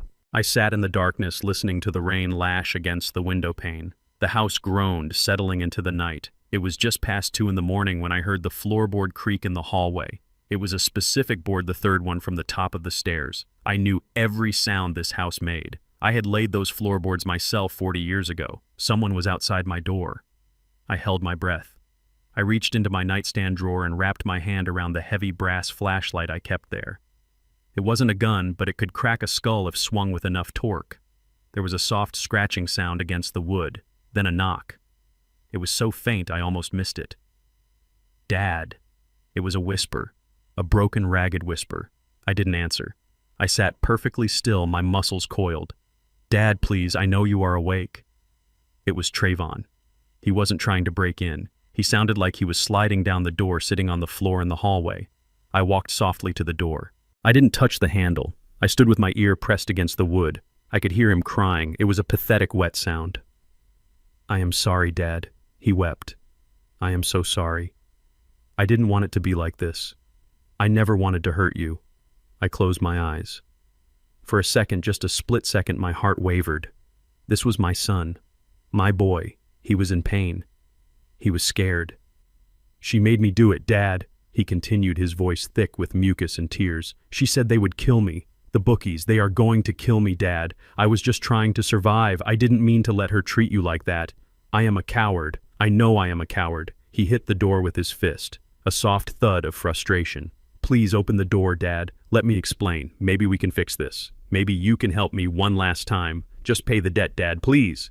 If you pay the debt, she will stop. She will leave you alone. We can go back to how it was. Go back to how it was." He wanted me to bail him out again. He wanted me to use Esther as life savings to pay for his mistakes so he could go back to ignoring me until he needed money again.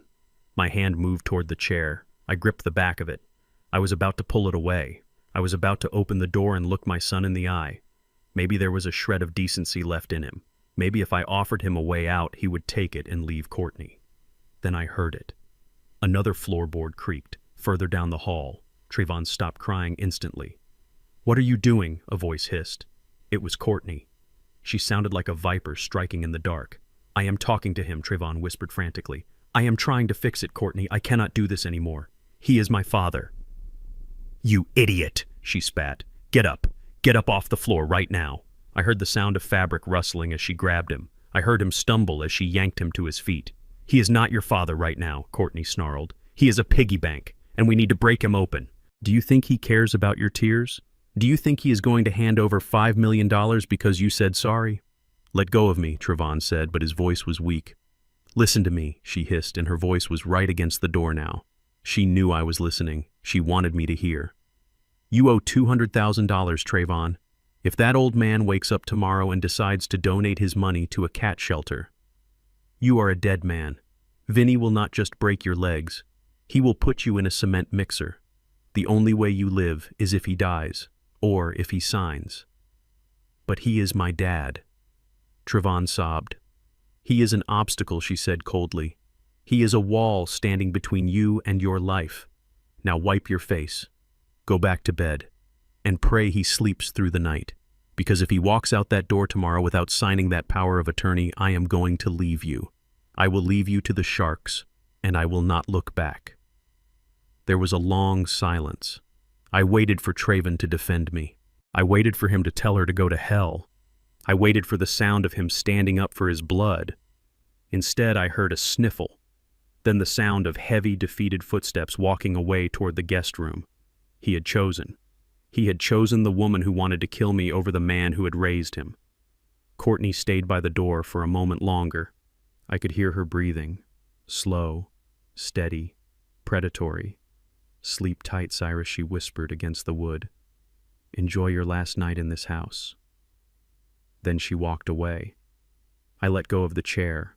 My hands were shaking uncontrollably now, not from fear, from grief. The son I loved had died in that hallway. The man who walked away was a stranger. I went back to the bed. I didn't get under the covers. I sat on the edge, staring at the wall. I didn't sleep. I watched the digital clock on the nightstand count down the minutes of my old life. 3 hour, 4 hour, 5 hour.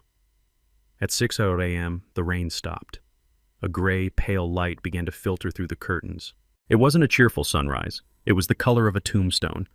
I stood up. My joints were stiff, but my mind was clear. The grief was gone. It had been burned away by the cold, hard truth. I walked to the closet. I pushed aside the few flannel shirts Courtney hadn't thrown away. I reached into the back where I kept my garment bag. I unzipped it. Inside was my black suit. It was 20 years old. It was the suit I had worn to my retirement party. It was the suit I had worn to accept the city's award for engineering excellence. It was a suit of armor. I showered, I shaved, I watched the razor glide over my throat in the mirror. One slip and it would be over. but my hand was steady. I was a surgeon preparing for an operation. I put on a crisp white shirt. I tied my black tie. I put on the suit. It fit a little looser than it used to, but it still looked sharp. I polished my black shoes until I could see my reflection in the leather. I walked over to the dresser. The only thing left on it was a small framed photo of Esther that I had rescued from the trash bag before Traven took it out. It was a picture of her smiling in her garden surrounded by roses. I picked it up. I ran my thumb over her face. "You always told me I was too soft on him, Esther," I whispered to the photo. "You told me I let him get away with too much." You were right. I put the photo in my inside pocket right next to my heart. "But do not worry, my love," I said, my voice hard as iron. "I am not soft anymore. Today is not a holiday for them. Today is eviction day." I looked around the room one last time, the room where we had shared dreams, the room they had violated. "I am taking out the trash, Esther, I promised. I am taking it all out." I unlocked the door. I kicked the chair away. I opened the door and stepped into the hallway. The house was quiet. I walked down the stairs. My footsteps were heavy and loud. I wasn't sneaking anymore. I was marching to war, and I was not taking any prisoners. The elevator doors slid open with a soft chime revealing the penthouse lobby of Blackwood and Associates. The carpet was thick enough to swallow the sound of my footsteps, and the air smelled of lemon polish and expensive leather. It was the smell of power. It was the smell of judgment. I checked my reflection in the glass doors. My black suit fit perfectly. My tie was straight. The man looking back at me was not a victim. He was a prosecutor. I was not alone. Walking a half step behind me was Marcus, a man the size of a vending machine with a neck as thick as a tree stump. He was a private security contractor recommended by Mr. Blackwood. He wore a dark suit and an earpiece, and his eyes scanned the room with professional paranoia. I had hired him for two reasons. First, because I genuinely feared what Courtney might do when her world collapsed. Second, because I wanted to send a message. I was done being vulnerable. We walked toward the heavy double doors at the end of the hall. The receptionist nodded at me with recognition. "They are already inside, Mr. Vance," she said, her voice hushed. "They arrived 20 minutes early." Of course they did. Vultures always circle early when they smell a carcass. Marcus opened the door for me. I stepped into the conference room. It was a cavernous space dominated by a long table made of polished walnut. The view from the floor-to-ceiling windows showed the entire Atlanta skyline, a sprawl of glass and steel under the morning sun. Courtney and Trayvon were sitting on the left side of the table. They looked like they were posing for a magazine cover titled "Winners of the Lottery." Courtney was wearing a white dress suit that looked suspiciously like something a celebrity would wear to court. It was crisp-tailored and screamed innocence and wealth. She had a new designer bag sitting on the table in front of her like a trophy. Trayvon was wearing a suit I had bought him for his first job interview 10 years ago. It was tight in the shoulders now, but he had tried to dress it up with a silk pocket square. He looked nervous, drumming his fingers on the wood. When I walked in, Courtney stopped whispering to Trayvon. She spun her chair around. Her eyes widened when she saw Marcus standing behind me, arms crossed over his massive chest. She looked him up and down, her lip curling in a sneer that she didn't bother to hide. "Well, look who finally decided to show up," she said, her voice dripping with condensation. "And who is this Cyrus? Did you hire a nurse to help you to the bathroom? That is adorable. I told you Shady Acres has staff for that. You didn't need to bring your own help." She laughed a short, sharp bark of amusement. She thought I was frail. She thought I needed physical support. I pulled out the chair at the head of the table. I didn't sit immediately. I stood there, my hands resting on the back of the chair, looking down at them. "This is Marcus," I said, my voice steady and deep. "He is not a nurse. He is security. He is here to ensure that the peace is kept, and to remove anyone who forgets their manners." Courtney's smile faltered for a second. She looked at Marcus again. He stared back at her with zero emotion. She shifted in her seat, pulling her purse closer. "Security?" she scoffed. "Whatever makes you feel important, Dad. Just sit down so we can get this over with. We have a busy day. We have movers coming at noon." She checked her watch, an oversized gold piece that was definitely new. She was already on a schedule. Get the money, move the old man, sell the house. I sat down. Mr. Blackwood was already seated at the other end of the table. He was a man of few words with silver hair and eyes that had seen every type of human depravity. He nodded at me. "Good morning, Mr. Vance," he said. "Good morning, Arthur," I replied. Trayvon looked between us. "You know him?" he asked, surprised. I thought Mom handled the legal stuff. I looked at my son. I know a lot of people, Trayvon. You would be surprised who I know. Mr. Blackwood cleared his throat. He opened a thick file folder in front of him. The sound of the paper turning was the only noise in the room. We are waiting for one more party, Mr. Blackwood said, checking the wall clock. Courtney frowned. One more party. What are you talking about? There is no one else. Cyrus is the only one left, unless you mean the bank representative. Mr. Blackwood didn't answer. He just looked at the door. 10 seconds later, the handle turned. The heavy door swung inward. Maya walked in. The transformation was incredible. The girl I had met in the park wearing a simple blazer was gone. In her place was a legal shark. She wore a charcoal gray power suit that fit her like armor. Her hair was pulled back tight, revealing the sharp, intelligent angles of her face. She carried a slim leather portfolio. She walked with a stride that ate up the distance between the door and the table. She didn't look at Trayvon. She didn't look at Courtney. She walked straight to the empty chair on my right side, directly across from them. She pulled it out and sat down, placing her portfolio on the table with a deliberate thud. She looked at Mr. Blackwood. I apologize for the delay, counselor. Traffic on Peachtree was a nightmare. Mr. Blackwood smiled. You are right on time, Ms. Vance. The sound of her last name hit the room like a physical blow. Trayvon went pale. He stared at her, his mouth opening and closing like a fish out of water. He recognized the eyes. He recognized the chin. He was looking at a ghost from 20 years ago. Courtney reacted differently. She stood up so fast her chair tipped backward and hit the wall with a crash. Who the hell is this? She screamed, pointing a manicured finger at Maya. What is she doing here? This is a private family meeting. This is for the reading of a will, not a job interview. Get her out. She looked at Marcus. Security. Do your job. Get this random girl out of here. Marcus didn't move a muscle. Sit down, Mrs. Vance. Mr. Blackwood said, his voice cutting through her hysteria like a blade. No, I will not sit down, Courtney yelled. I know who she is. I recognize her. She is that bastard child, isn't she? That mistake from college. She turned on Trayvon, grabbing his shoulder and shaking him. You told me she was gone. You told me you paid them off years ago. Why is she here, Trayvon? Did you invite her? Are you trying to cut her in on my money? Trayvon looked terrified. I didn't, he stammered. I swear, Courtney, I haven't seen her since she was a baby. I do not know why she is here. He looked at Maya. His eyes were pleading. He wanted her to disappear. He wanted his mistake to vanish so his wife would stop screaming. Maya looked at him. Her expression was ice cold. She didn't flinch. She didn't blink. She looked at the man who had abandoned her, and she felt nothing. Courtney turned back to Mr. Blackwood. You cannot be serious. She has no claim here. She is illegitimate. She is not family. This is insulting. I want her removed immediately, or I am filing a complaint with the Bar Association. Mr. Blackwood took off his reading glasses. He looked at Courtney with a mixture of pity and disdain. Ms. Maya Vance is not an intruder. Mrs. Vance, she is a named party in this meeting. In fact, she is an honored guest. Honored guest. Courtney spat the words out like poison. She is a gold digger. She heard Esther died, and she crawled out of the woodwork to see if she could get a handout. Well, she is not getting a dime. Not one single dime. She looked at Maya with pure hatred. You hear me, little girl. You are wasting your time. You are nothing to us. You are just a line item on an old expense report. Get out before I have you arrested for trespassing. Maya leaned forward. She rested her elbows on the table. She interlaced her fingers. I am not here for a handout, Maya said calmly. Her voice was smooth, polished, and dangerous. And I am not trespassing.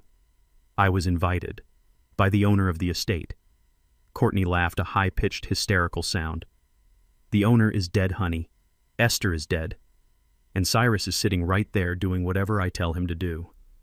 She looked at me, expecting me to back her up, expecting the senile old man to defend his wife against the intruder. I sat perfectly still.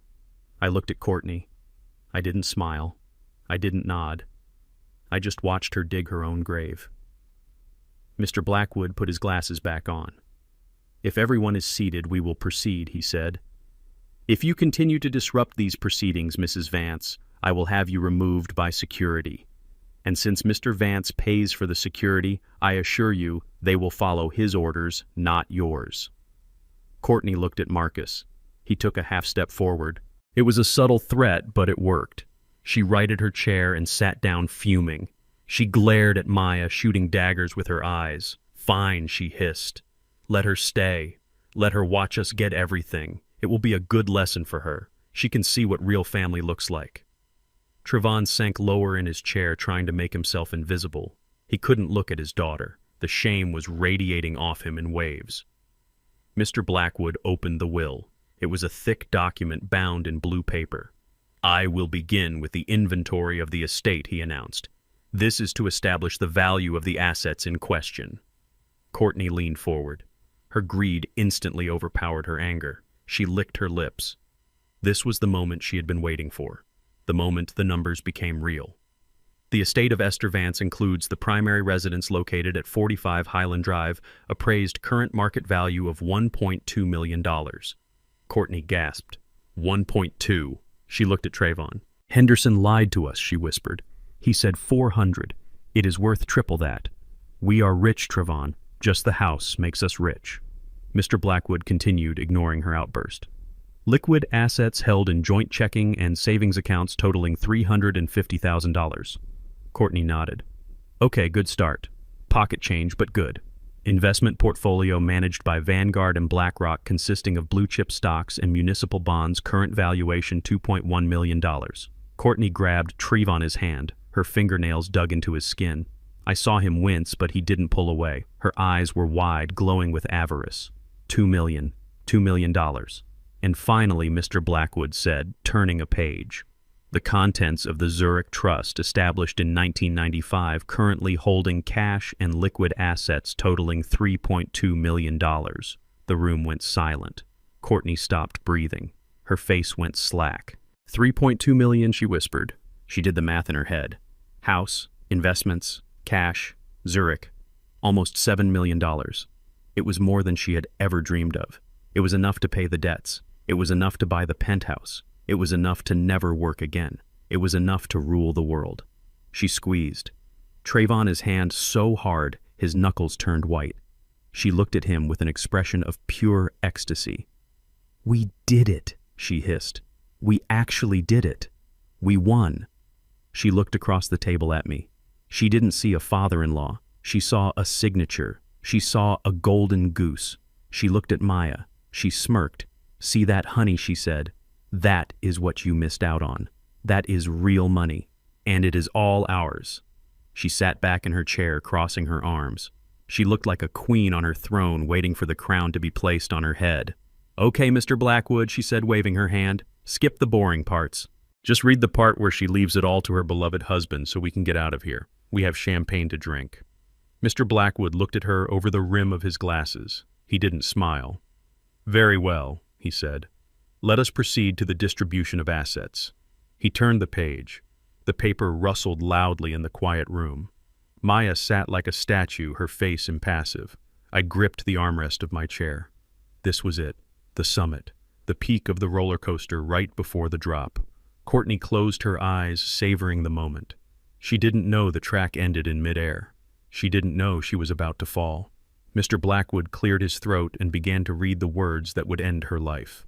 Mr. Blackwood adjusted the cuffs of his shirt and looked directly at Courtney. He did not look like a man about to hand over a fortune. He looked like a judge about to deliver a sentence. He cleared his throat, and the sound was like a gavel striking wood in the silence of the room. "To my son Trayvon and his wife Courtney, the will began." The words were "Esther is." I could hear her voice in the room, calm and measured. "I know you have been waiting for this day for a long time. In fact, I believe the exact sentiment expressed at my funeral was that this day is like a holiday." Courtney stopped breathing.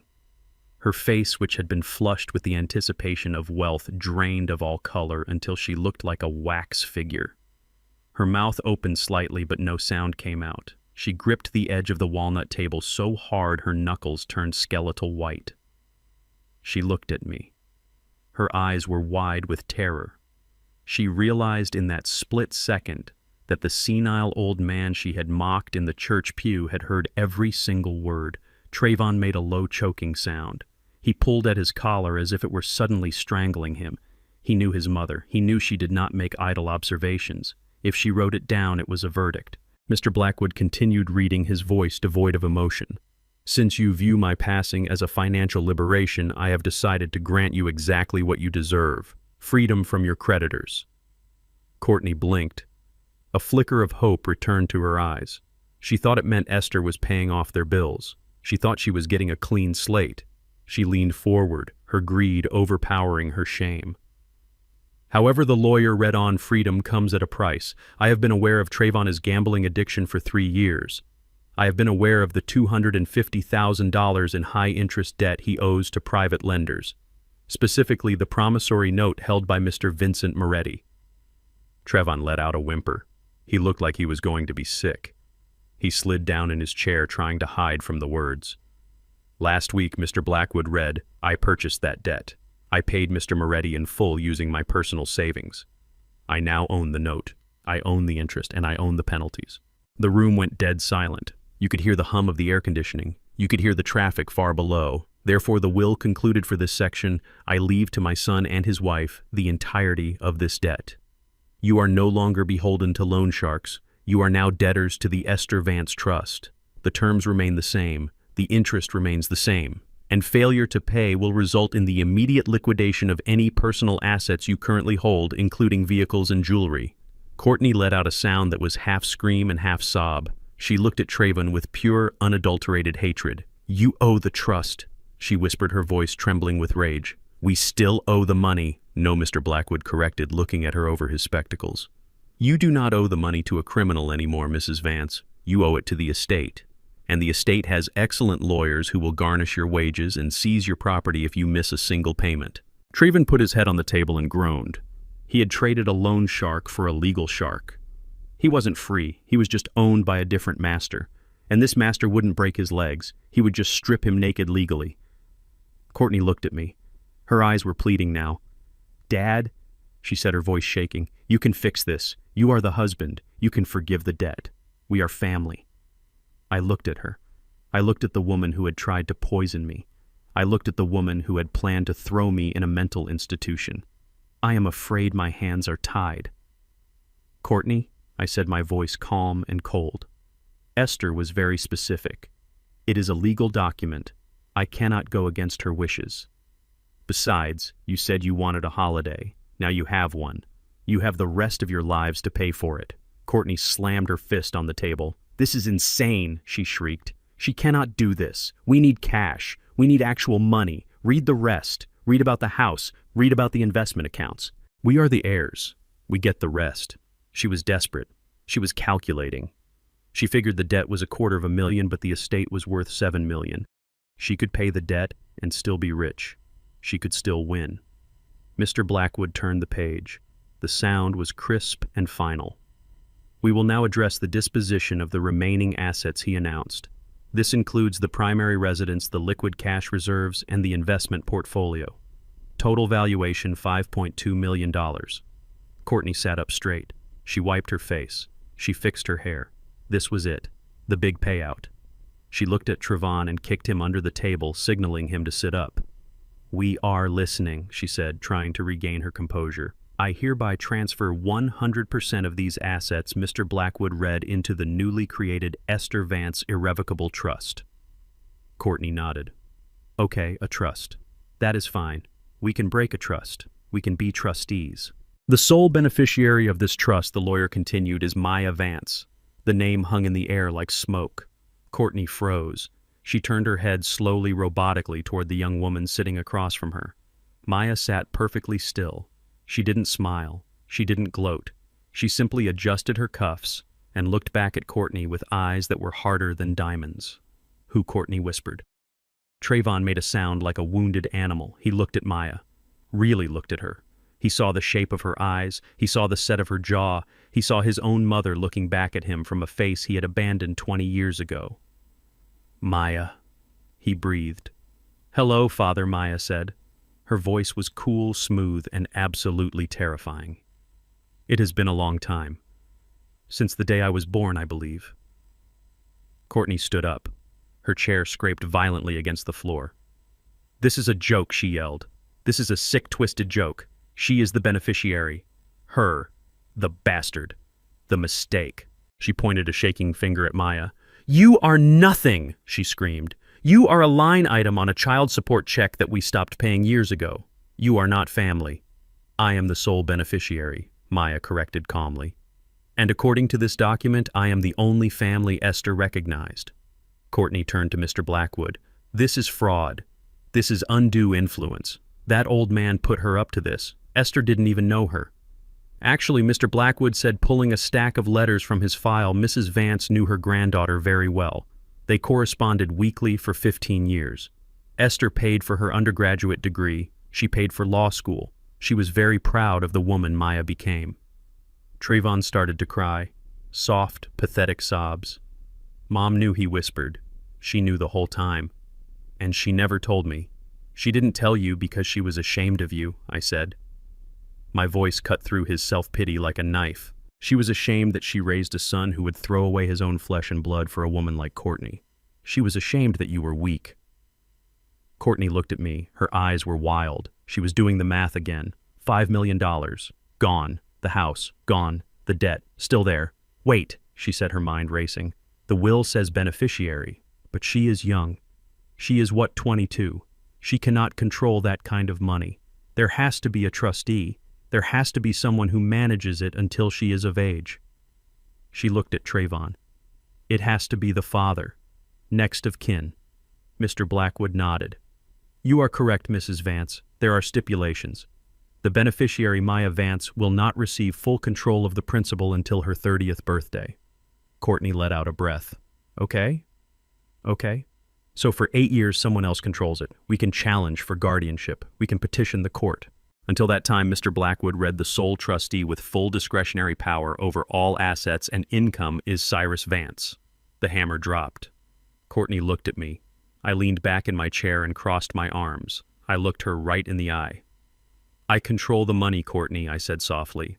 "I control every dime. I decide who gets paid. I decide who gets cut off. And right now I am looking at a very bad investment." She stared at me. The realization hit her with the force of a physical blow. She had spent the last week treating me like a dog. She had shoved me. She had mocked me. She had plotted to kill me. And now I held the keys to her survival. She sank back into her chair. She looked small. She looked defeated. But she wasn't done. She had one card left to play. One desperate, vicious card. "The house," she whispered. "What about the house? We live there. You cannot kick us out. We have rights. We have established residency." She looked at the lawyer. "Does the trust own the house?" "Yes," Mr. Blackwood said. "The title has been transferred to the trust." "Then we are tenants," Courtney said, a manic gleam returning to her eye. "You have to evict us. That takes months, especially with a senior citizen living there. We will make your life hell, Cyrus. We will fight you for every square inch. We will strip the copper from the walls before we leave." She was grasping at straws, threatening to burn down the shelter she needed. Mr. Blackwood cleared his throat one last time. "There is one final clause regarding the residency," he said. "It is a life estate provision." He looked at me, then he looked at Courtney. "Mr. Cyrus Vance retains exclusive life estate rights to the property at 45 Highland Drive. This means he has the sole legal right to occupy use and enjoy the property for the duration of his natural life." He paused to let that sink in. Furthermore, the will explicitly states that any attempt by any party to interfere with Mr. Vance is quiet enjoyment of the property, including harassment, unauthorized habitation, or physical threats, will result in the immediate forfeiture of any and all residual claims to the estate. He closed the folder. "In plain English, Mrs. Vance, Mr. Vance, is the king of his castle. And you are trespassing." Courtney stood up again. This time she knocked her chair over. It hit the floor with a loud crash. Her face was twisted into a mask of pure, unadulterated fury. She looked like a demon whose contract had just been voided. "No," she screamed. "No, no, no. This is not happening. I planned everything. I did everything. I put up with your smell. I put up with your stupid stories. I put up with this loser son of yours." She pointed at Trayvon, who was shaking his head in his hands. "I earned this," she shrieked, her voice cracking. "I earned that money. I am not leaving here poor. I am not going back to nothing."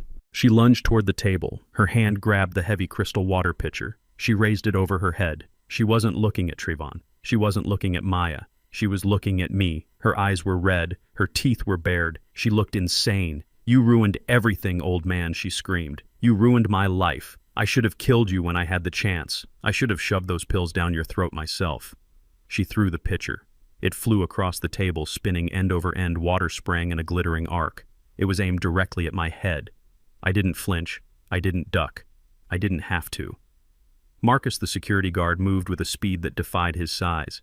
He stepped in front of me. He raised one massive arm. The pitcher hit his forearm and shattered into 1,000 pieces. Glass rained down on the carpet. Water soaked his suit. He didn't even blink. Courtney stood there, breathing heavy, her chest heaving. She realized what she had just done. She realized she had just assaulted someone in a room full of witnesses. She looked at Mr. Blackwood. He was already reaching for the phone on his desk. She looked at Maya. Maya was calmly wiping a drop of water from her portfolio. She looked at me. I stood up slowly. I brushed a shard of glass off my lapel. I pulled my phone from my pocket. I tapped the screen. I held it up. "Did you get that?" I asked. The voice of the police dispatcher came clearly through the speakerphone. "Yes, sir, we heard everything. Units are already in the elevator." Courtney fell to her knees. She didn't cry. She just stared at the floor. The game was over. The holiday was canceled, and the hangover was just beginning. Courtney stood amidst the shards of broken crystal, breathing like a cornered animal. The realization that she had just committed assault in a room full of witnesses did not stop her. It fueled her. She was past the point of rationality. She was running on pure adrenaline and the terrifying certainty that her life was over if she did not seize control of the narrative immediately. She lunged across the table. Not at me this time, but at the document in Mr. Blackwood's hands. Her fingernails clawed at the blue paper cover of the will. She ripped it from his grasp with a feral snarl. "This is fake," she screamed, her voice shredding the dignified silence of the law office. "This is a forgery. You wrote this, Blackwood. You and that old man cooked this up." She tore the document in half, then in quarters. She threw the pieces into the air like confetti. "Esther would never do this," she shrieked. "Esther loved us. Esther wanted us to have the house. You brainwashed her, Cyrus. You twisted her mind against her own son." She pointed a shaking finger at me, her eyes bulging. "I am going to sue you. I am going to sue this firm for malpractice. I am going to sue you for fraud. And you, old man, you are not going home. You are going straight to the lockdown unit. I am making the call right now. I have Dr. Miller on speed dial. He will sign the papers. He will testify that you are delusional, that you are paranoid, that you made all of this up." She fumbled for her phone, her hands shaking so badly she dropped it on the table. It slid across the polished wood and stopped right in front of Maya. Maya didn't touch it. She just looked at it as if it were a contaminated object. "Pick it up," Courtney yelled at Trayvon. "Pick up the phone and call the hospital. Tell them your father is having a psychotic break. Tell them he is violent. Tell them he threw the pitcher at me." Trayvon didn't move. He was staring at the torn pieces of his mother's will on the floor. He looked catatonic. "Do it!" Courtney screamed, kicking his chair. "Do it, or I swear to God I will tell Vinny where you sleep." She was unraveling completely. The mask of the sophisticated socialite had melted away, revealing the desperate, vicious creature underneath. She was threatening her husband in front of legal counsel. She was threatening to commit a sane man. She was digging a hole so deep she would never see sunlight again. Mr. Blackwood calmly reached into his briefcase and pulled out another pristine copy of the will. "That was a copy, Mrs. Vance," he said, his voice dry and unimpressed. "The original is filed with the probate court. Tearing up paper does not change the law." "I do not care about the law," Courtney spat. "I care about the truth. And the truth is that man is senile. He does not know what day it is. He does not know what he is doing. He is a danger to himself." She looked at me, her face twisted into a mask of hate. "You are finished, Cyrus. You hear me? You are going to die in a padded room wearing a diaper, and I am going to sell your precious house to a developer who will turn it into a parking lot." I stood up. I didn't need the table for support. I didn't need my cane. I stood up straight and tall. I reached into my pocket and pulled out my smartphone. "I am not the one who is finished, Courtney," I said. I tapped the screen. "I connected to the conference room's Bluetooth system." A small chime indicated the connection was successful. "You said I was paranoid," I said, looking her in the eye. "You said I was delusional. Let us see what the jury thinks." I pressed play. My voice came through the high-fidelity speakers first. It was from the recording I made in the kitchen when I pretended to be confused. "Esther, is that you?" Then Courtney's voice filled the room. It was crystal clear, amplified to a volume that made it impossible to ignore. "He is losing it." Then came the sound of the slap. The sharp crack echoed off the walls. Trayvon flinched in his chair, instinctively raising a hand to his cheek. Then came the words that sealed her fate. "If he dies within 30 days of your mother, the estate taxes are streamlined. We need to cash out now." Courtney went pale. She looked at the speakers in the ceiling as if they were demons speaking to her. "That is not me," she whispered. "That is AI. You faked that." I let the recording play. "I am talking about Mercy Trayvon. He is lonely. Why prolong his suffering? Those pills I found, they are strong. If he gets confused, if he takes a double dose, who is to say what happened?" Trayvon slid out of his chair. He didn't stand up. He collapsed. He sat on the floor, his back against the wall, his knees pulled up to his chest. He covered his ears with his hands. He was rocking back and forth, moaning softly. He looked like a child trying to block out the sound of his parents fighting. But he wasn't a child. He was an accomplice. The recording continued relentlessly.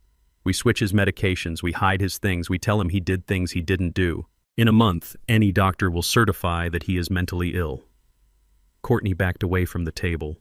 She shook her head. "No," she said. "No, no, no. This is illegal. You cannot record me. I did not consent." Mr. Blackwood spoke up, his voice cutting through the audio. "Georgia is a one-party consent state, Mrs. Vance. Your father-in-law consented to the recording. It is entirely admissible. The recording played on detailing the plan to bribe Dr. Miller, detailing the plan to sell the house, detailing the plan to let Vinny the Shark take care of Trayvon if the money didn't come through. It was a masterclass in malice. It was a confession signed in her own voice." I stopped the playback. The silence that rushed back into the room was heavy and suffocating. Courtney looked at me. Her eyes were wide and dark. The arrogance was gone. The anger was gone. All that was left was fear, pure primal fear. "Dad," she whispered. "It was just talk. We were stressed. We were venting. We would never actually hurt you." "You swapped the pills." "Courtney," I said, "I found them. I have the bottle. I have the lab report confirming they were high-strength sedatives. You didn't just talk. You acted." She looked at the door. She looked at the window. She was looking for an escape route. There wasn't one. "You cannot prove I did," that she said, her voice rising in pitch. It could have been anyone. It could have been the maid. It could have been Trayvon. She pointed at her husband, huddled on the floor. It was him. He owes the money. He is the one who needs the cash. He told me to do it. He made me do it. Trayvon looked up. His face was wet with tears. "You liar," he sobbed. "You liar. You said he was a liability. You said we had to get rid of him." I watched them turn on each other. It was inevitable. Rats always eat each other when the ship goes down. Mr. Blackwood pressed a button on his intercom. "Send them in," he said. The door to the side office opened. It wasn't a secretary. It was 2 uniformed police officers and a man in a cheap suit who looked like a detective. Courtney let out a scream that sounded like an animal caught in a trap. She scrambled backward, knocking over a chair, trying to put the heavy table between her and the police. "Detective Miller, Atlanta PD," the man in the suit said. "Courtney Vance, you are under arrest." "No," she shrieked. "No, you cannot arrest me. I am a victim here. My husband is a gambler. My father-in-law is crazy." The officers moved in. They were professional, efficient. One of them grabbed her wrist. She tried to pull away. She tried to scratch him. "Get off me," she yelled. "Do you know who I am?" "You are a suspect in a conspiracy to commit murder," the detective said calmly, "along with charges of elder abuse, credit card fraud, and identity theft." He pulled her arms behind her back. The sound of the handcuffs ratcheting shut was the sweetest music I had ever heard. Click, click, click. "You have the right to remain silent," the detective recited. "I will not be silent," Courtney screamed. "I will sue you all. Trayvon, do something. Call my father. Call the mayor." Trayvon didn't move. He watched his wife being manhandled by the police, and he didn't lift a finger. He looked at me. His eyes were dead. The officers dragged Courtney toward the door. She was kicking and screaming, her heels leaving scuff marks on the carpet. She looked at me one last time as they hauled her out. I hate you, she spat. I wish you had died. I wish I had used more pills. I looked at her calmly. I know, Courtney, I said. That is why you are leaving in handcuffs. And I am going home. The door closed behind her, cutting off her screams. The room was suddenly quiet again. The detective looked at Trayvon. Trayvon Vance, he said. Trayvon flinched. He looked up slowly. Am I under arrest too? He asked, his voice barely a whisper. The detective looked at me. It was a question. I had given them the evidence on Courtney. I had given them everything on her. But I had held back one file on Trayvon, the file where he agreed to the plan but hesitated, the file where he cried at my door. I looked at my son. He was broken. He was bankrupt. He was alone. Prison would destroy him. But freedom would be a punishment too. Freedom without money. Freedom without his wife. Freedom with the weight of what he had done. I walked over to him. I stood over him. He scrambled to his knees. He grabbed the hem of my jacket. He buried his face in the fabric. Dad, please, he sobbed. Please do not let them take me. I am sorry. I will do anything. I will work. I will pay it back. Just please do not send me to jail. I looked down at the top of his head. I felt a mixture of pity and disgust. Get up, Trayvon, I said, my voice hard. He looked up, his face streaked with snot and tears. Get up, I repeated. Do not make a scene. You are embarrassing yourself. And you are staining Mr. Blackwood's carpet. Trayvon scrambled to his feet, wiping his face with his sleeve. He stood there shaking, waiting for the verdict. The detective waited. Mr. Blackwood waited. Maya waited. I looked at the detective. My son is a witness, I said. He is going to testify against his wife. He was coerced. He was under duress. The detective nodded slowly. He understood. I was giving him the big fish. I was giving him the mastermind. All right, the detective said. But do not leave town, Mr. Vance. We will be in touch. The police left. Trayvon collapsed into a chair. He put his head on the table and wept. Not tears of sorrow, tears of relief. The tears of a coward who had escaped the noose. I looked at Maya. She was watching me. Her expression was unreadable. She didn't judge me for saving him. She didn't praise me. She just watched. I walked over to the window. I looked out at the city. The sun was shining. The world was still turning. My wife was dead. My son was a ruin. My daughter-in-law was in a cell, but I was still standing, and for the first time in a week I felt clean. The house was empty of the vermin. The infection had been cut out. Now the healing could begin, or at least the scarring. The silence in the conference room after the police left was heavier than the steel beams I used to inspect. Trayvon was slumped in his chair, wiping his nose with the back of his hand like a toddler. He looked at me with red, swollen eyes, expecting a lecture. He expected a fatherly speech about disappointment. He expected me to drive him home and help him pick up the pieces because that is what I had always done. I had always been the safety net.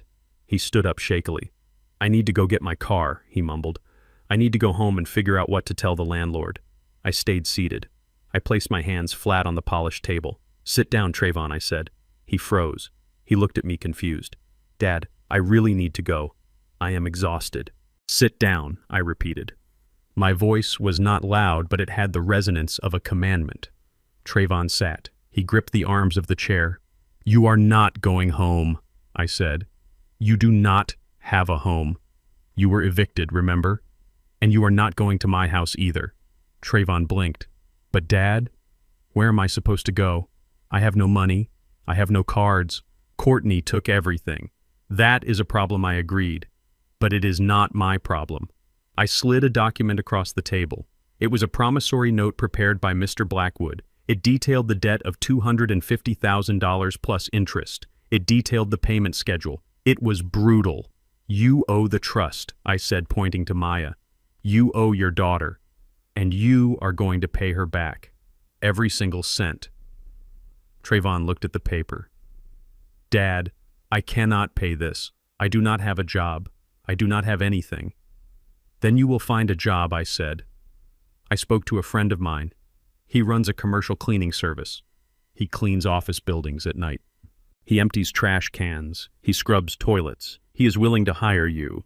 Minimum wage. Garnished wages go directly to the trust. Trayvon's jaw dropped. You want me to be a janitor. I have a business degree. You have a criminal record pending if I change my mind, I countered. And you have a gambling addiction. You are not qualified to handle money. You are qualified to handle a mop. I leaned forward. You will work, you will pay your debt, and you will do it from a distance. Because here is the other part of the deal. I looked him dead in the eye. You are banned from 45 Highland Drive.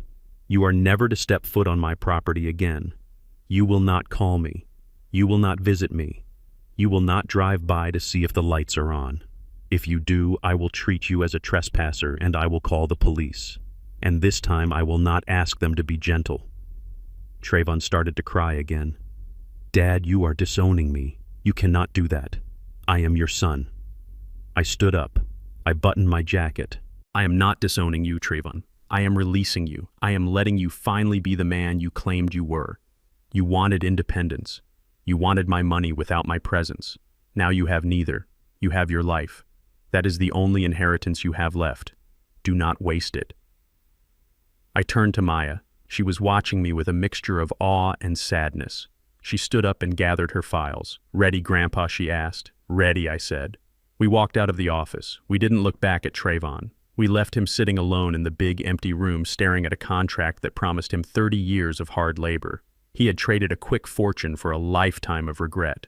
The drive back to the house was quiet. Maya drove my Lincoln. I sat in the passenger seat watching the Atlanta skyline pass by. I felt lighter. The physical weight of the stress that had been crushing my chest for weeks was gone. But there was a new ache, a hollow space where my hope for my son used to be. We pulled into the driveway. The moving truck was gone. Courtney must have canceled it before she was arrested, or maybe the company just left when no one opened the door. The front door was still unlocked. I walked in. The house was exactly as I had left it that morning. Messy, chaotic, filled with the stench of intruders. I went straight to the kitchen drawer and pulled out the number for a locksmith. I called him. I told him it was an emergency. I told him I needed every lock changed within the hour. Then I looked at the boxes. Maya took off her blazer. She rolled up the sleeves of her white blouse. Where do we start? She asked. We start with the trash, I said.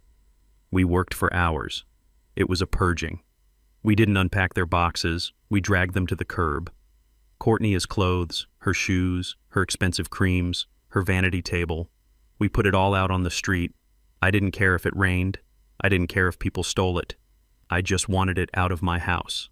We found the trash bags filled with Esther's things in the garage. Trayvon hadn't taken them to the curb yet. Thank God for his laziness. We brought them back inside. We opened them gently. I pulled out the quilt. It smelled of plastic, but it was unharmed. I unfolded it and laid it over the back of the sofa. Maya found the photo of the three of us at graduation. The glass was cracked, but the picture was safe. She placed it on the mantel. We opened the windows to let the fresh air in.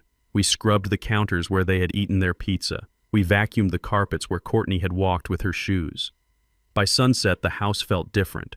It didn't feel like a war zone anymore. It felt like a home that was healing. We ordered Chinese food and ate it at the kitchen table. The real plates. The real silverware.